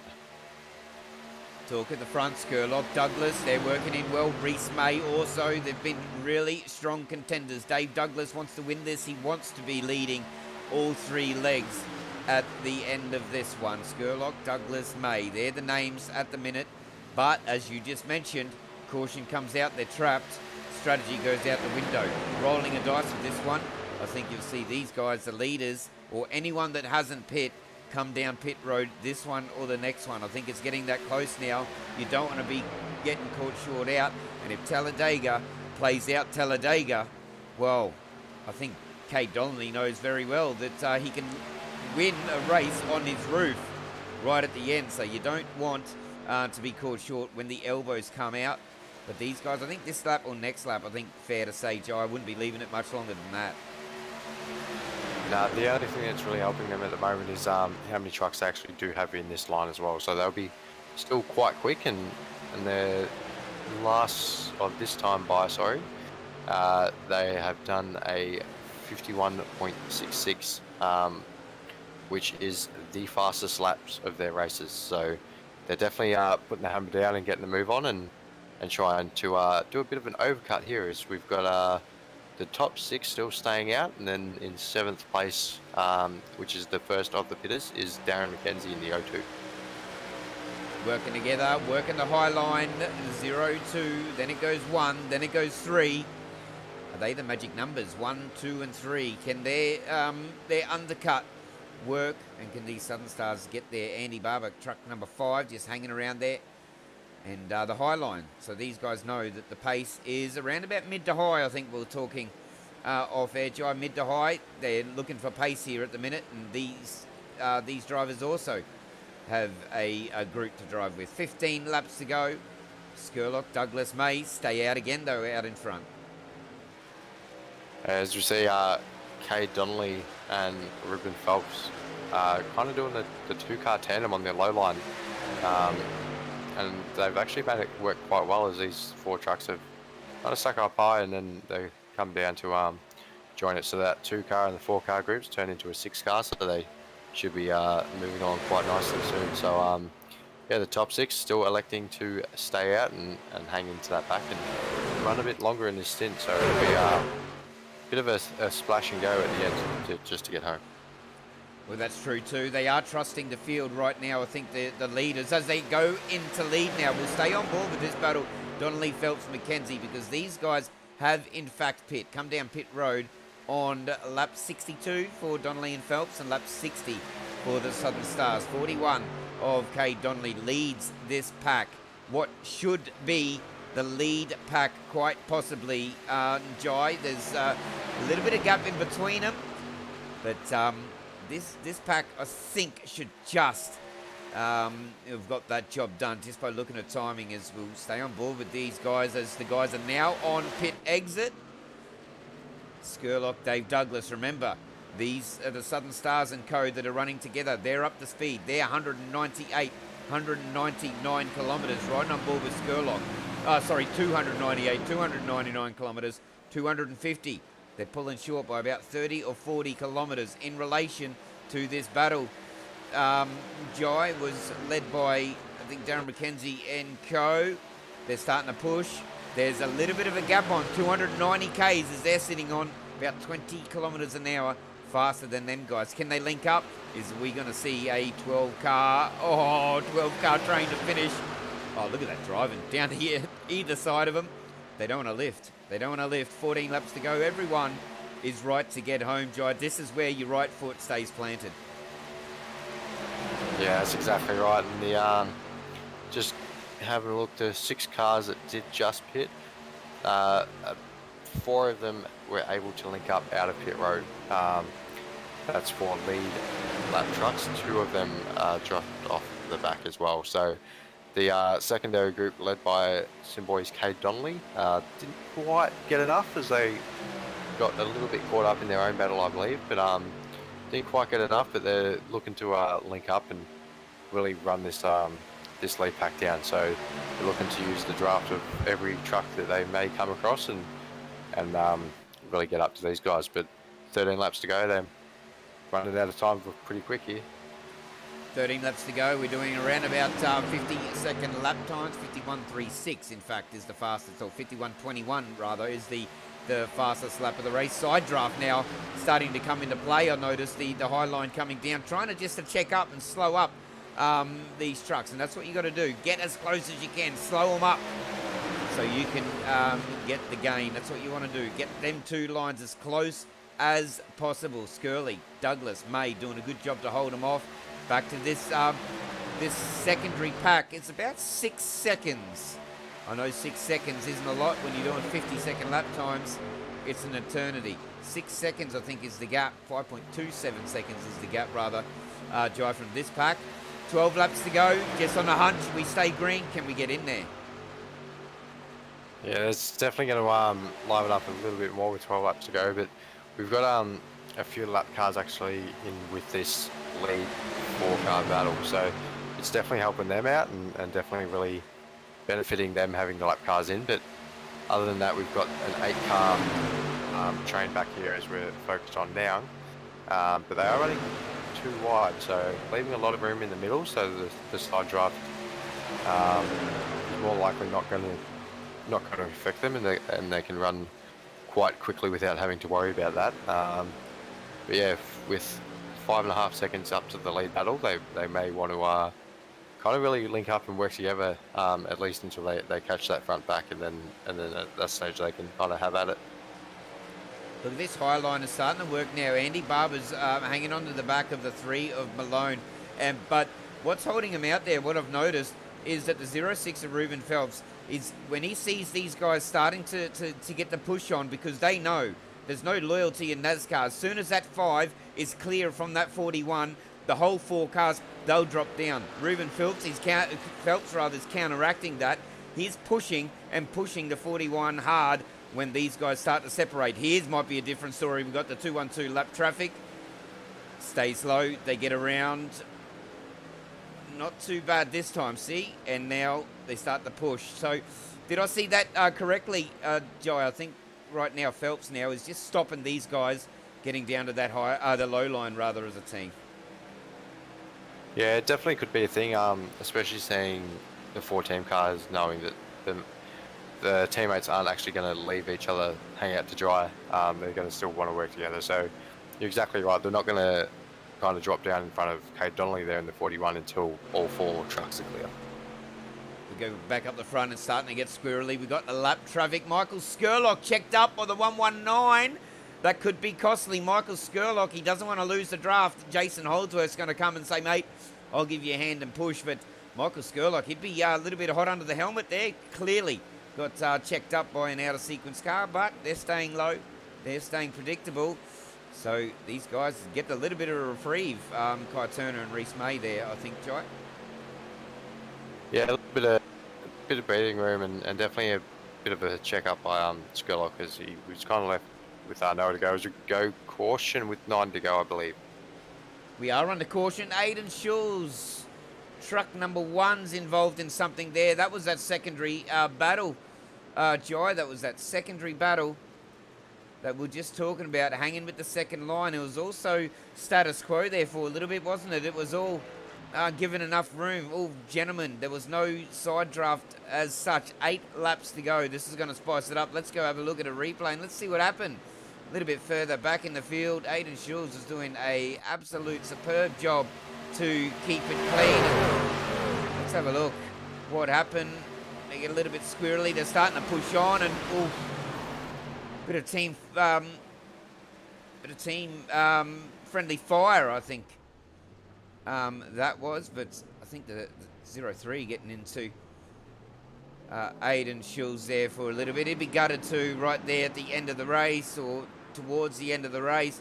Doing a good job working together as a team, and he's now going to have to come down pit road and get some of that damage finished. But unlucky for his birthday as well for Aiden Schulz to just get a little bit of contact there, and he's going to have to get some of that fixed. Yeah, definitely a bit of fire, friendly fire, and definitely unlucky for Aiden, especially on his birthday, as he keeps getting older and older, and keeps behaving himself as my granddad. So just to put that out there, an official happy birthday to Aiden. But no, it'll be a bit of dejection, I reckon, because he's been doing quite well in these trucks of recent. I believe he got second in another league, 3rd last week, and then last night in the trucks he actually ended up with the W. So definitely strong form by Aiden. So definitely one of the nights that could have been here tonight, as they were looking quite strong. Well, the lesser or the better Schultz, the rivalry still goes. I think you're the lesser Schultz after those last couple of results for Aiden on the back of that one. So unfortunately, I don't think the name's changed, Jai, after this one, because you're up here in the box. I'm pretty sure that's how it works. If you were in here today and finished above, well, then a little bit of friendly banter. You've changed your name, both Schultzes, or on iRacing anyway, but both, battling. It's pretty fun to listen to you guys have a chat about that when we're off air, and we don't really have to mind our P's and Q's, but definitely good to watch you guys. And how good was last night's SRW trucks? Kicked off 35 trucks last night, and I was in there, blundered it, was sitting in 7th for a little bit, but ended up getting a bit of damage, didn't notice because we went under yellow, got swamped off the restart. Took 2 laps for me to go get my fast repair, and drove straight past my pit crew and just went, oh, well, that was it. So I watched you boys finish up last night. Bit of a hard night for you in the trucks there, Jai, but definitely had pace. Yeah, felt quite strong, and definitely enjoyed being back behind the wheel, but ended up getting pole position from Aiden and Kobe, so I had two of my buddies right behind me, and just got caught up going down the back straight in a little incident, so put me on the back foot, but managed to come back home in 7th, I believe. So definitely enjoyable, and definitely a bit more respect for these guys that do it week in, week out, and what they have to put up with driving these handfuls around the track sometimes. Handfuls, monsters, I call them. But these guys, seasoned campaigners, Reese May, Kai Turner, they're going to have the battle up for them. Are they set for the or are they up for the challenge that they've set themselves, Jai? Because Reese May, Kai Turner, they're both good steerers. Skurlock, Douglas, and a team of Southern Stars ready to get there. But definitely, the whole field. I think it's anyone's guess. 6 to go, 4th caution as well. So we're still neck and neck with the girls. Come on, guys. We can't get more than 4 cautions, can we? Albeit a longer race, but we can't get the girls. Let the girls get the wood on us, Jai, and say that we had a cleaner race. But it's definitely a good race. And that too was in the trucks. Plenty of truck action, but they're definitely popular cars, Jai, and good to race in all the different leagues, and definitely pretty strong field here tonight, and quite a few. What have we still got? 13 trucks? 13 trucks on the lead lap. Yeah, we're sitting at 13 at the moment. But what I'm noticing on my timing board as well is we will restart with 5 laps to go. Is Reese May and Kai Turner, they seem to be working together quite well. And then we've got Dave Douglas and Michael Skurlock right behind them that have worked well all season long. Then 3 Southern Star guys, obviously they're going to work together. And then Kay Donnelly had help from Ruben Phelps, and then he's got a teammate as well behind him in Troy Davison in 10th position. So there's a lot of allies here in this top 10. So not as many moves, but quite a lot of runs and quite a lot of pushing as well. I reckon is to come here in these final laps. Well, I said it before, didn't I? With you're all fueled up, ready to go with 20 laps still left to run. We got 4 to go, and now, if then was definitely the time you keep your right foot flat, now is definitely the time. Glue that foot to the floor when we go green and just hope for the best. Go for it. I think we got 1 green-white checker, Jai, and that will be if we get a flag with, I think, 2 laps to go. Pace truck peels off. Reese May, Kai Turner on the front row. Both working together. They'll work together, count each other in on the Geico restart zone. Restart number 5, 4 cautions here tonight, round 9. The Skypoynt NASCAR Trucks E-Series here at Talladega. What a race it's been, and the race is about to heat up. We're gone, we're green, we're ready to go to see this race finish. 6 laps to go, 6 lap sprint. Skurlock, what a start from him. Kai Turner got caught napping a little bit. He's on the high line. Southern Stars chooses to go the low line. Skurlock now, the push is on. The push is on as he pushes Reese May. Good restart, I think, for most of these boys as they start to get the final stint of this race. Here's the pushing. Skurlock goes up. Here we go. The top 3 ready to see us home. Jai, not too sure who you got in mind to win this thing, but these front guys, they're already starting to vouch and vie for position here. Southern Stars, high and low line. What are they going to choose? One will tell them which one is the best one. They drop to the low. Kai Turner leading this one. Dave Douglas, Skurlock to 3. Anyone can win. 4 laps to go almost, Jai. Yeah, Reese May actually got a really good jump, but here at the Superspeedways, you really want to back up to that truck behind you as Turner did with Douglas, and got a really good push and was managed to clear down the back straight as well. So we've got Turner, Douglas and Skurlock, 1, 2, 3, but I have a feeling that Douglas and Skurlock may leave Kai out to dry here and try and make a run on him and go for the 1-2 finish, as we've seen a couple of times. You've definitely seen that very strong team finish like that quite a few times. Hopefully we can see it again tonight, but hopefully Kai Turner, the young fella, can hold him off, and hopefully he can do something about it. Let's have a look on board. Kai Turner, 018, leading this race. Dave Douglas buying their time. High line's coming. D-Mac and Adam Malone, you can see at the field, starting on that high line. Jai, the push is on. The push is on. What can Kai Turner do amongst this really strong field of competitors? Now, the high line's starting to come in. D-Mac is really starting to get pushed along. Andy Barber finds a gap, gets up in there, 3. 2 turns into 3. Southern Stars on the high line. Turner, Douglas, Skurlock. Let's see what happens. 3 laps to go here at Talladega. Oh, we got an incident. We're going to go yellow. That was a rear of field as well.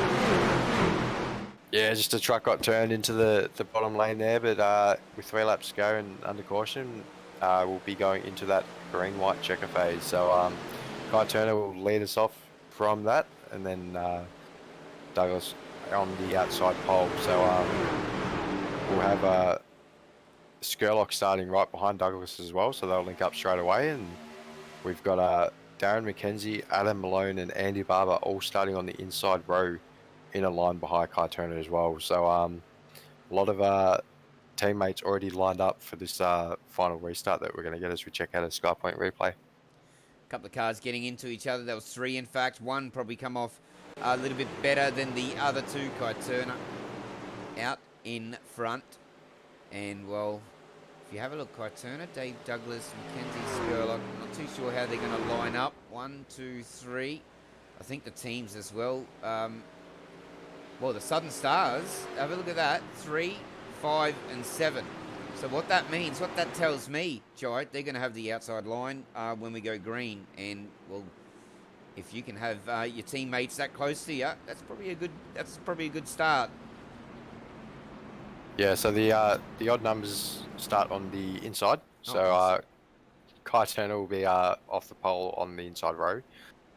Dave Douglas on the outside pole. So you've got Darren McKenzie, Adam Malone, and Andy Barber all starting behind Kai Turner on that inside row. So they're all lined up on the restart, raring to go. And then you've got Dave Douglas with Michael Skurlock restarting right behind him on that outside row as well. So they're already lined up, and they'll be looking to really get the push. So with the green-white checker, once they take the green flag, the next flag ends the race. So if they get a caution in that first of 2 laps, then that's race over. The field's frozen, that's how they finish. But if they take the white flag to commence their second lap and final lap of this race, they get to race back to the start-finish line, I believe. Even if there is a crash, it will still stay green to allow them to race back to the start-finish line. So it's pretty much green flag, and the next flag ends the race. Low line V, high line, Turner, McKenzie, Malone, Barber will have the inside, Douglas, Skurlock, Phelps, and May. 8 names. Well, very much capable to take this one out. Any of the top 8 can. You've got Kay Donnelly down there in 12th as well. Jai, but first 4 rows, this is going to be a great finish. As we see a couple of cars just weaving in the background, but we're going to get green very soon. And as I mentioned, the top 4 rows as they start to group up now.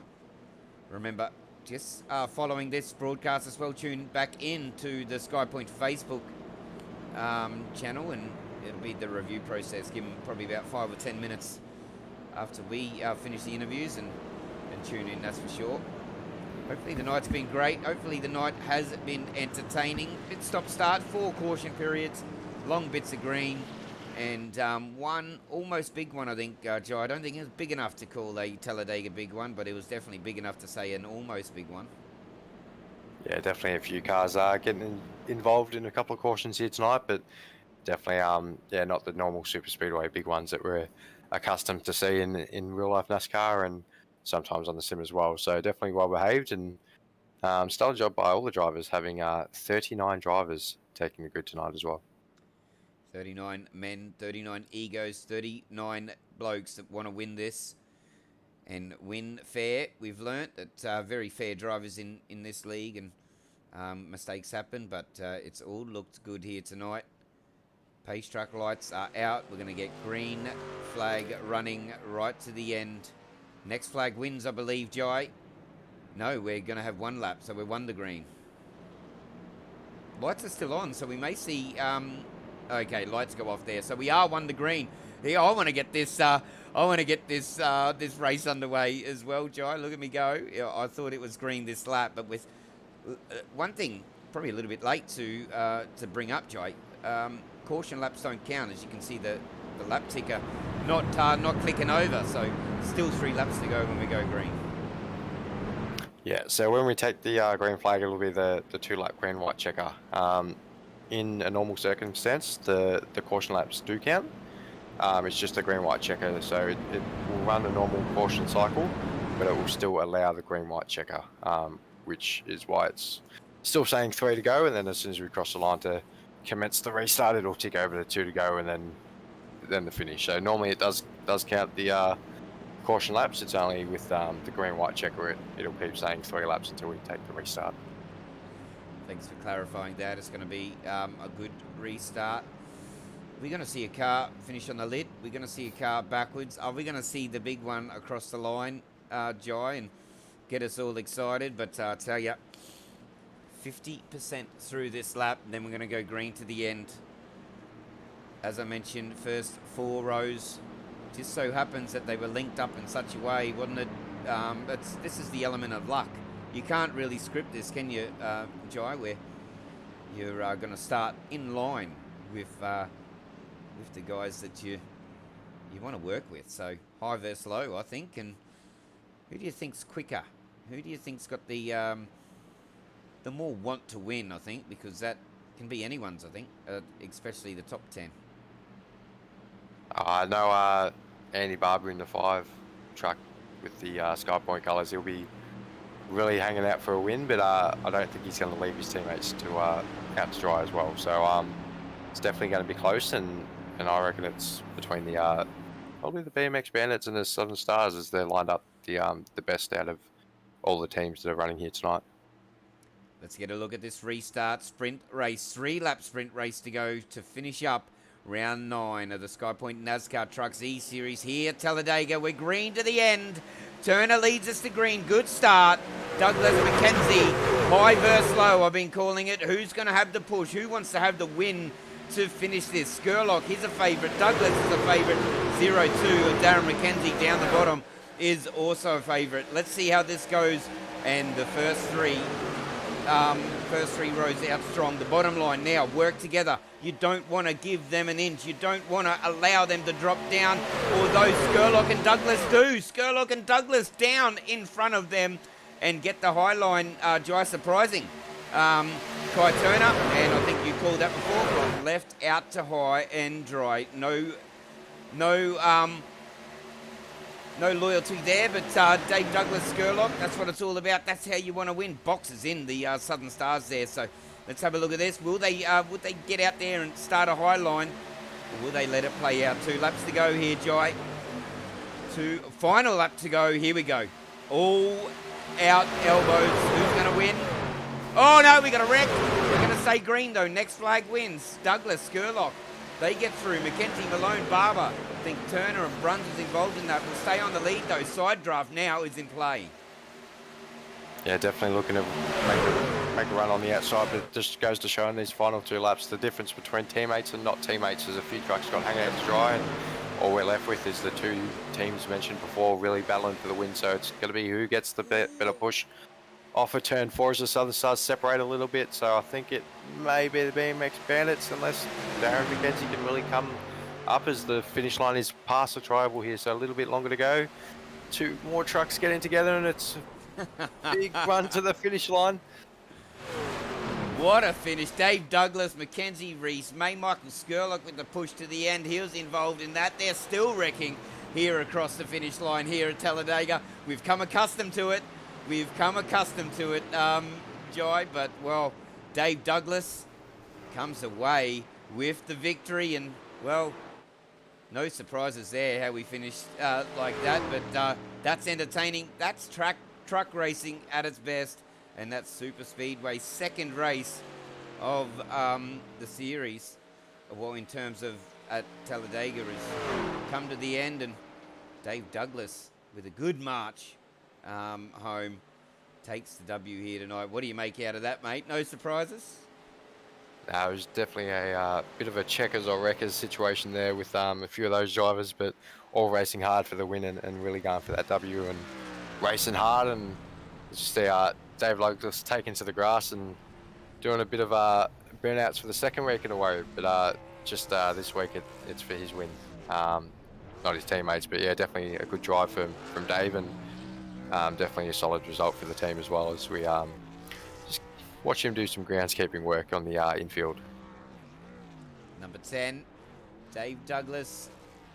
Much deserved burnouts here, Jai, but all in all, a bit of a slow, little bit of a slow start, but once we got that out of the way, we had some very long green periods, green pit stops and strategies. They played out perfectly for some drivers, and especially the number 10 machine, but Southern Stars, they were pushing and pushing hard. Darren McKenzie comes home with the second as well. Adam Malone and Andy Barber, I think they got a little bit squirrely, didn't they? And that's what's sort of, they just dropped off a little bit, and then I'm not too sure. We'll get a replay of that finish in just a sec, Jai. But coming to races like that, I'm not too sure what we finished across the line. I think there was actually a 0.4 of a second with that incident that happened. But yeah, we see that time and time again, and you just got to pick it and stick it, don't you? When it comes to restarts like that, you just got to put your foot down, and you've done the hard yards. You've got there to be that close to winning it, and just put your foot pinged, and these guys did, and that's the outcome. If everything works out, Dave Douglas wins. Yeah, it's definitely right, especially when a race comes down to a green-white checker situation. There's no time to kind of sit back and wait anymore. It's really really go for broke and goes to that checkers or wreckers kind of thing. So definitely close racing, and probably the move of the race was as soon as Skurlock got clear of those Southern Star cars, both Douglas and Skurlock moved down to cover off and kind of made those Southern Star guys try and make a run around the outside, and just got a little bit squirrely. But yeah, definitely a hard race to the end, and especially with the finish line a bit further around the tri-oval than we see at Daytona. It's a little bit more of a chance to get a run as well. So you really got to cover off, and they did quite an amazing job to get down and cover off that, and really put themselves in the prime position to get the win here tonight. So just having a look at a replay of that last lap. There's the lead bunch. We've already seen a little bit of an incident happen. We're high in the air here. You can see those two lines working. There's that little bit of a wobble that I mentioned, and that last split second of not being in the draft allows these two guys to get over the line. About a car width, I think, Dave Douglas won by, and that's where they started to wreck. Oh, heavy contact with him, and that's how Reese May got the win. So got P3. I was unaware of that, but big winner in that. Out of that last incident, but unlucky for some, and we've mentioned it. Luck, when it plays out, and you're the beneficiary. That's what you want the the outcome to be. As Dave Douglas still rips some skids, he's going to go do his reverse lap, as we're accustomed seeing here in NASCAR, maybe around the wrong way around the track. But while he does that, let's go through these finishing positions for round number 9. The Skypoynt NASCAR Truck Series here at Talladega. Dave Douglas, you can see in the background, ripping some skids. McKenzie, Southern Stars Esports, comes home in P2, and Reese May, across the grass, misses everything, comes home in P3. Tristan Kosh just outside of that. Troy Davison, good race from him. He bags the top 5. Ruben Phelps worked really well with that big second bunch throughout the most part of this race. He bags a 6th position just outside of the top 5, and Malone, Marshall, Skurlock involved in that late incident. Andy Barber, I think, was involved in that one as well, and they all get a top 10 finish. And a little bit further back, and there was a good little battle. Donnelly, Bruns, and Kai Turner. Poor young fella, mate. You got a feel for him. He got left high and dry, as we've all probably felt that in NASCAR, don't you? You think you're there, you're like, don't drop down, take me with you. No, you left me there. And it's like hitting a brick wall when that happens to you. You just go backwards while they go forwards. Yeah, you get eaten up a bit when you get left high and dry, and really goes to show like the teamwork that is involved, especially at super speedways. and we might see the same next week with the new scan of Atlanta, as well as it's more of a speedway feel as well. So look for that teamwork again next week, and before you move into the other mile and a half, before we get into the final rounds of the Skypoynt Triple Crown later on in the season. Yeah, well, Atlanta's new scan, and what I've heard about that is it's more super speedway-esque now. Is the new resurfacing? You can hold it a lot more flatter than what you could, Jai. That's my understanding.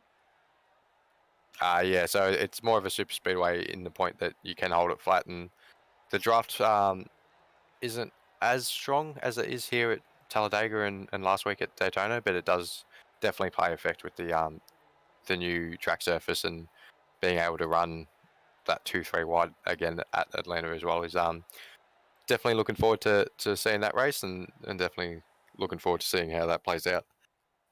One thing we didn't see, we've seen touches of it, the 3 wide action, the 4 car or truck wide action that we used to seeing. We've seen a couple of little hints of it earlier on. It brought out a caution. That's probably why we didn't see it as often as we thought. But Talladega's wide enough. It did allow it in a couple of segments of the race. But were you surprised, Jai, not to see as much 3-4 wide action today?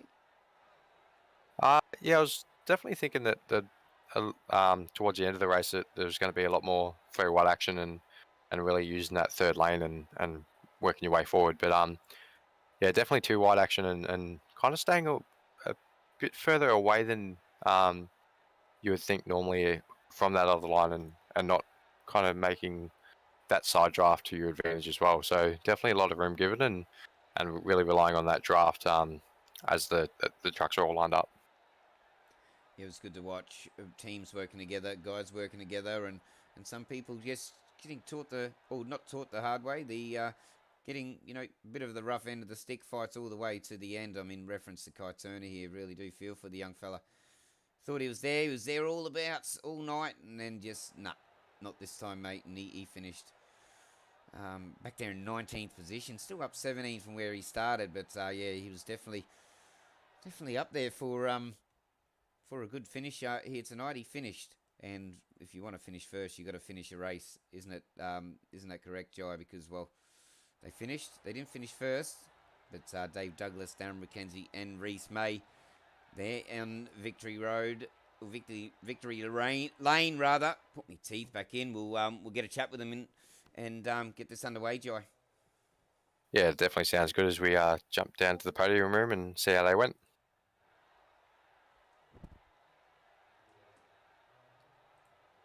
I say, because I did say before that green white checker, I was like, oh, Aiden will be in there. Someone went back looking for him. I said, oh, that must be in the yellow. Good evening, boys. How's it going? I'll just jump in there. Sorry, mate, but a bit of conversation happening. Bit stop start. We sort of come used to it, but we sorted each other out and sorted the race out. And you guys, what a play to be where you are. A little bit of an incident. A couple of drivers probably. More lucky, I suppose, than most. But you guys, it's Super Speedway. You just be there at the end, cross the line in first, and well, you're first. But Reese May up 23 positions, mate. Talladega, you're there at the end. You done a bit of groundsman work at the end there to miss that incident, and you bagged a P3, mate. Congratulations. Yeah, cheers, mate. I got to thank Andy for knocking me down there because I'd avoid the wreck. Well, positive out of a negative, bit of a contact. You must have been like a bit of hot out under the collar going, what are you doing? Oh, no, that was good. Thank you. Okay. Shut up. Yeah. I didn't say anything. Yeah, I was pretty cranky until it popped up that I was in position 3, and I'm like, because so far infield, I didn't see the wreck on the right, so I'm like, okay, something's happened. Well, something happened, all right. A couple of cars got into each other, and well, the rest is history, really, when you think about it, isn't it? Because it was a hard-fought race. And how do you find it, mate, when you're in a big field like this? And it did weed out quite quickly after the first 10 or 15 laps. How did you feel when everyone was still, circulating in the early stages of the race? Were you comfortable where you were sitting? Yeah, I was all good until the wreck at the second restart. I got front end damage, and if I grabbed fourth gear, it was like I pulled an anchor. As you would have seen on the restart with 10 to go, I went from pole to about 10th because once I grabbed fourth, there's nothing there. I can only be in the draft. But yeah, in a pack, it was crazy, just cruising around, trying to stay out of trouble. With 10 to go, I thought guaranteed top 4 here, but then, yeah, yellows breed yellows. They did here tonight, didn't they, Jai? But all in all, the strategies played out well, and well, stop-start race. But we're only 4 cautions, so I'm probably a little bit harsh with saying stop-start race is a lot less than other rounds. So it was a good round, 4 cautions, a couple of big ones, and what do you reckon, Jai? These guys, they deserve their positions, don't they? Yeah, definitely a solid result, and running up front as well for a fair whack of that race. You did a pretty good job, and with a track that doesn't really require much tyre strategy, how did the fuel strategy feel tonight? Well, basically every yellow I went and pitted just to, because you never know what's going to happen, and then I just had to sit in the pack. Even when my car was fresh, save a bit of fuel, but then I got the damage at that restart, and I just had to sit in the draft. Luckily, when I was leading for 10, 20 laps, we'd caught some lap cars and they were fighting for the lucky dog. So they were smashing the pedal and I just sat behind them for like 20 laps. It was great. Yeah, we did notice that. They were battling for the lucky dog, and I think Chop wanted it more. He wanted to stay in front here just in case the caution come out, so he kept on the lead lap, and the lucky dog wasn't needed, but that didn't come. I think he's got around him, and the 212 of Chop, Christopher Tomlin, as you can see him on the timing. He was. What were you thinking? Because he was around you for most of the night. Were you pretty happy to just let some of them lap traffic guys just to race around you? Yeah, because I had front end damage, I was down 15 k's an hour if I wasn't in the draft. So I was happy for them to sit there, and I could just sit in there and stay on race pace. Down 15 k's an hour, and you still bag a P3. You need a lot of skill and an element of luck, and I think everyone got their piece of luck here tonight, or the people that finished anyway. But Reese May, congratulations, Talladega winner. We go there once more for this awesome series. Atlanta next week, the resurfaced Atlanta. What do you take out of this one, and going into a new sort of super speedway-ish sort of type track now, isn't it? Well, yeah, I haven't driven it, so it's going to be interesting. It is going to be interesting. A lot of people like it, a lot of people don't, and well, only time will tell, and that'll be next Tuesday. Can't wait to get back here. But congratulations, Reese, on your P3, and I suppose the long list of shout-outs begin for everyone that gets you here. Yeah, it's just my mate Will down at Fantasia Pastoral. He's the sponsor for mine and his team, and yeah, it's all shits and giggles really at the end of the day, but it's a good run. We'll do it all again next week. Congratulations, mate. Yeah, definitely shits and giggles. Have fun. That's what we like to hear here at the Skypoynt NASCAR Truck Series. And DMAC, mate, you and your team were up and down the field working your strategy throughout the whole race, but unlucky for a couple of them there. Unlucky for Aiden. He was running up there with you, but P2 tonight. Darren, talk us through your race and your strategy, and what was some of the team chatter that you guys were talking about? Yeah, it's good to be back on the podium, that's for sure. Well, team strategy was we wanted nothing part of the race till the last 20 laps.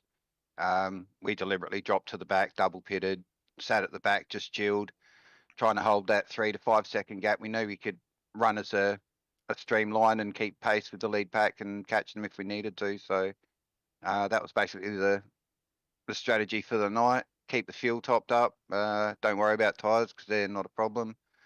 And yeah, we were there at the end. But it was sort of a bit of hip and shoulder and contact with Skurlock. So I was lucky to get second, but I'll take it. Yeah, I think Reese May was in that bit of shoes as well.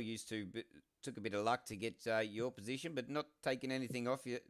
Reese May done a bit of groundskeeping, thanks to your teammate Andy Barber, giving him a bit of a nudge, and what was sort of a negative at the end turned out to be a positive. And you just spoke. You had a bit of luck in the end of the race. Talk us through that sort of last period when we were under caution, and then obviously the battle to the end. What was your take on that last probably 5 laps? Well, we looked at the high line and seen it was Douglas, Skurlock, Ruben, Reese May, and we thought, well, we're not getting up there in no time. So I hope the who was it in front of me? I can't even remember now. Yeah, the guy who was in pole off the last restart there. I just hope he could handle the pushing, because we were going to be coming right in behind him and pushing hard. So, yeah, we made the gaps, and there was a bit of a bingle behind us, so it caused us to hesitate a little bit. And then, yeah, I think we left the run a little too late. But if it'd gone clean to the finish, I probably still would have had second, but it would have been like a nose hair in it. And I did bring that up in commentary as well. A little bit of a bobble from the 3-car train, and you just lost that draft a little bit from each other for just split second. And I suppose that's all it takes. If you lose that draft, and I've mentioned it and brought it up, as you pull out, and it's just like hitting the wall. And even for a couple of seconds, like we've seen, and you've regathered, but it was all sort of too little too late. Then you hit the brick wall, and those guys didn't, and they kept going and won the race. Was that sort of an accurate explanation? Yeah, well, at the stage when we thought we could move high, Reese sort of had a run, so he blocked Andy out. So that's when we sort of bobbled back down and tried to figure out where to go from there, but we were running out of time real quick. So, yeah, it was sort of, I had to jump up the front there. Adam jumped in behind me, but I think he got a bit loose coming out of 4 through 3 and 4. And yeah, we just didn't have that push at the end.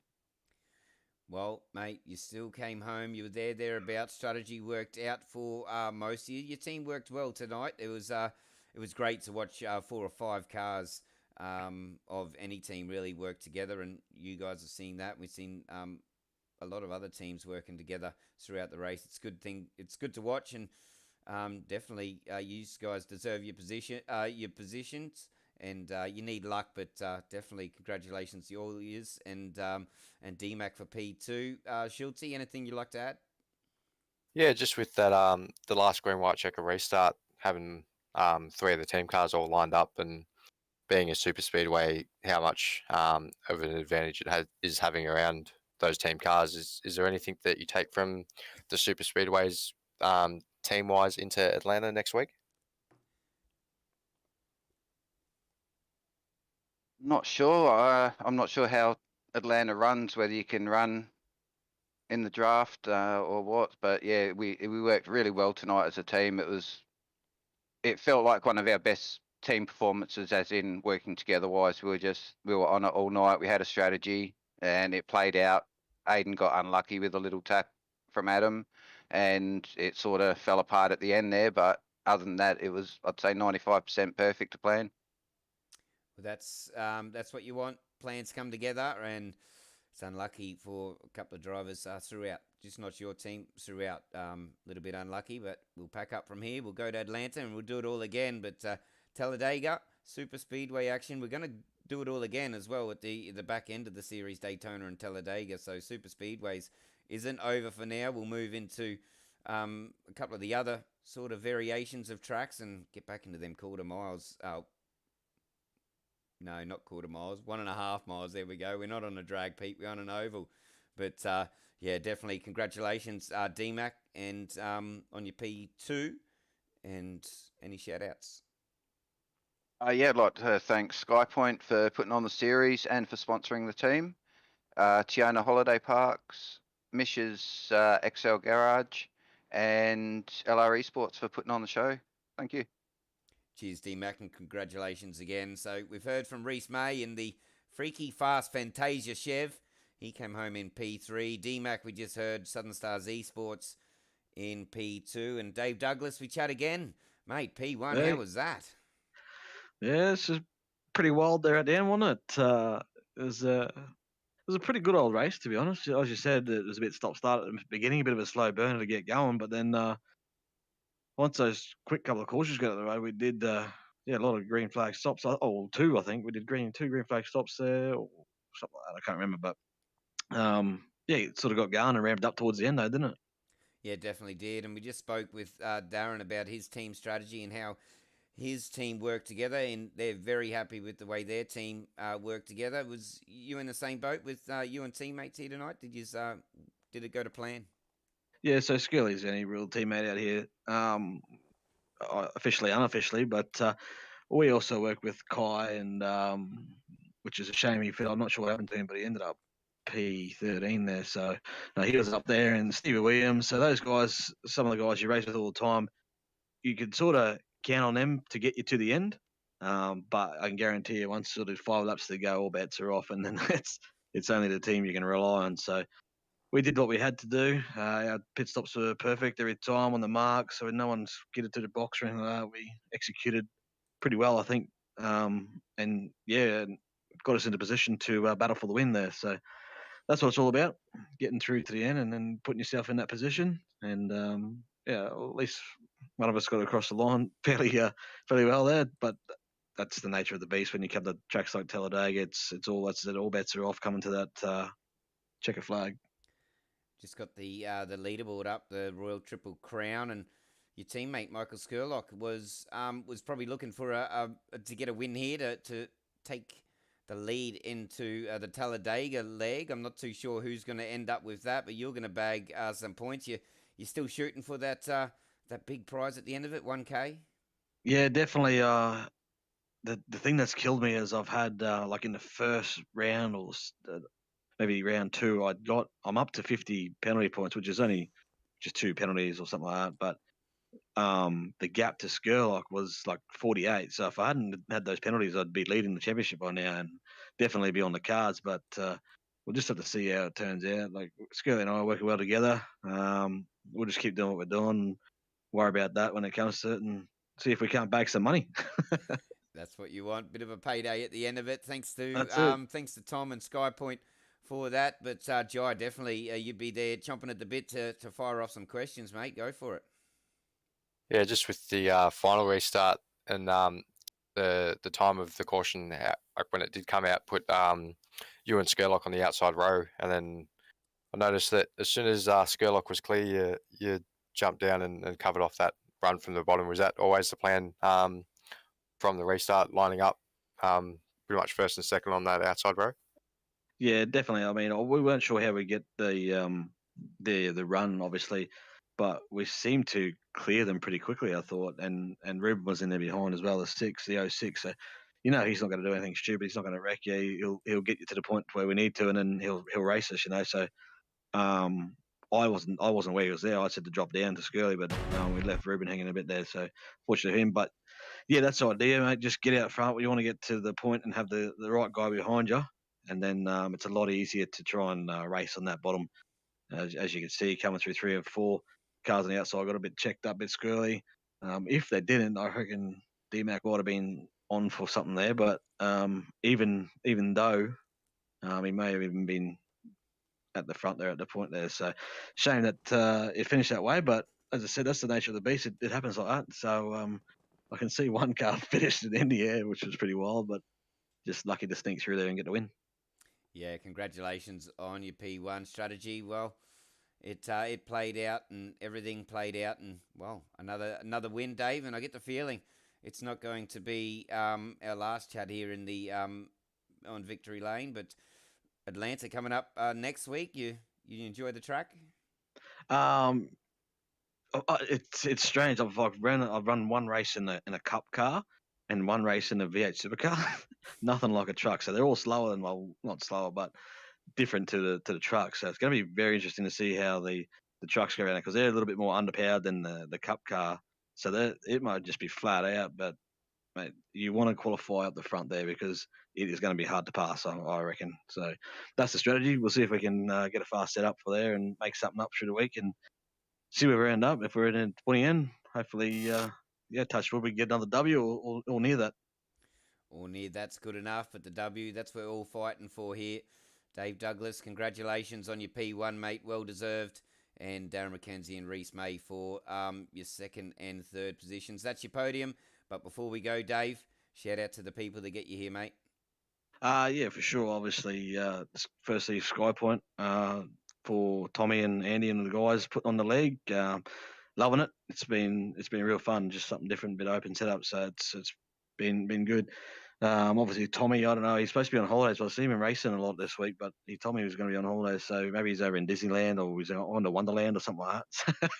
Shout out to him. And yeah, obviously LR Esports putting on the broadcast. Skirly and the BMX Bandits and yeah, just all the boys. Shame for Stevie Dubs, mate. He got rorted in that. There was I don't know if you guys saw it, but he got rorted with a lap car there. Was stopped in like 3. So shame for him because we're working with him through that race. So yeah, unfortunate shout out to Steve there, but that's about it. Cheers, mate. Congratulations again to the podium. Very deserved champions here for round 9 of the Skypoynt NASCAR Trucks E-Series Drive. Wasn't it? It was a good race, and Talladega at its best. I think we had the highs, we had the lows, we had the battles, cautions. I think we had a bit of everything. Yeah, definitely an interesting race and a very fun race to call as well. So looking forward to the end of the season where we do it all over again at Daytona and Talladega and crown maybe a Skypoynt Triple Crown winner when it's all said and done. Well, we've still got 7 rounds to go. I do believe in this series. Atlanta next Tuesday night, but that was Talladega here. Round 9 of the Skypoynt NASCAR Trucks E-Series has been run and won. Dave Douglas, Darren McKenzie, and Reese May was your podium. Congratulations to everyone, and congratulations for everyone that joined in tonight. And see you all again in Atlanta. Let's keep up the numbers. It's great racing here at Skypoynt. Don't forget, stay tuned for the review starting up in around about 5 minutes. Have a good one. Till the next one. Cheers.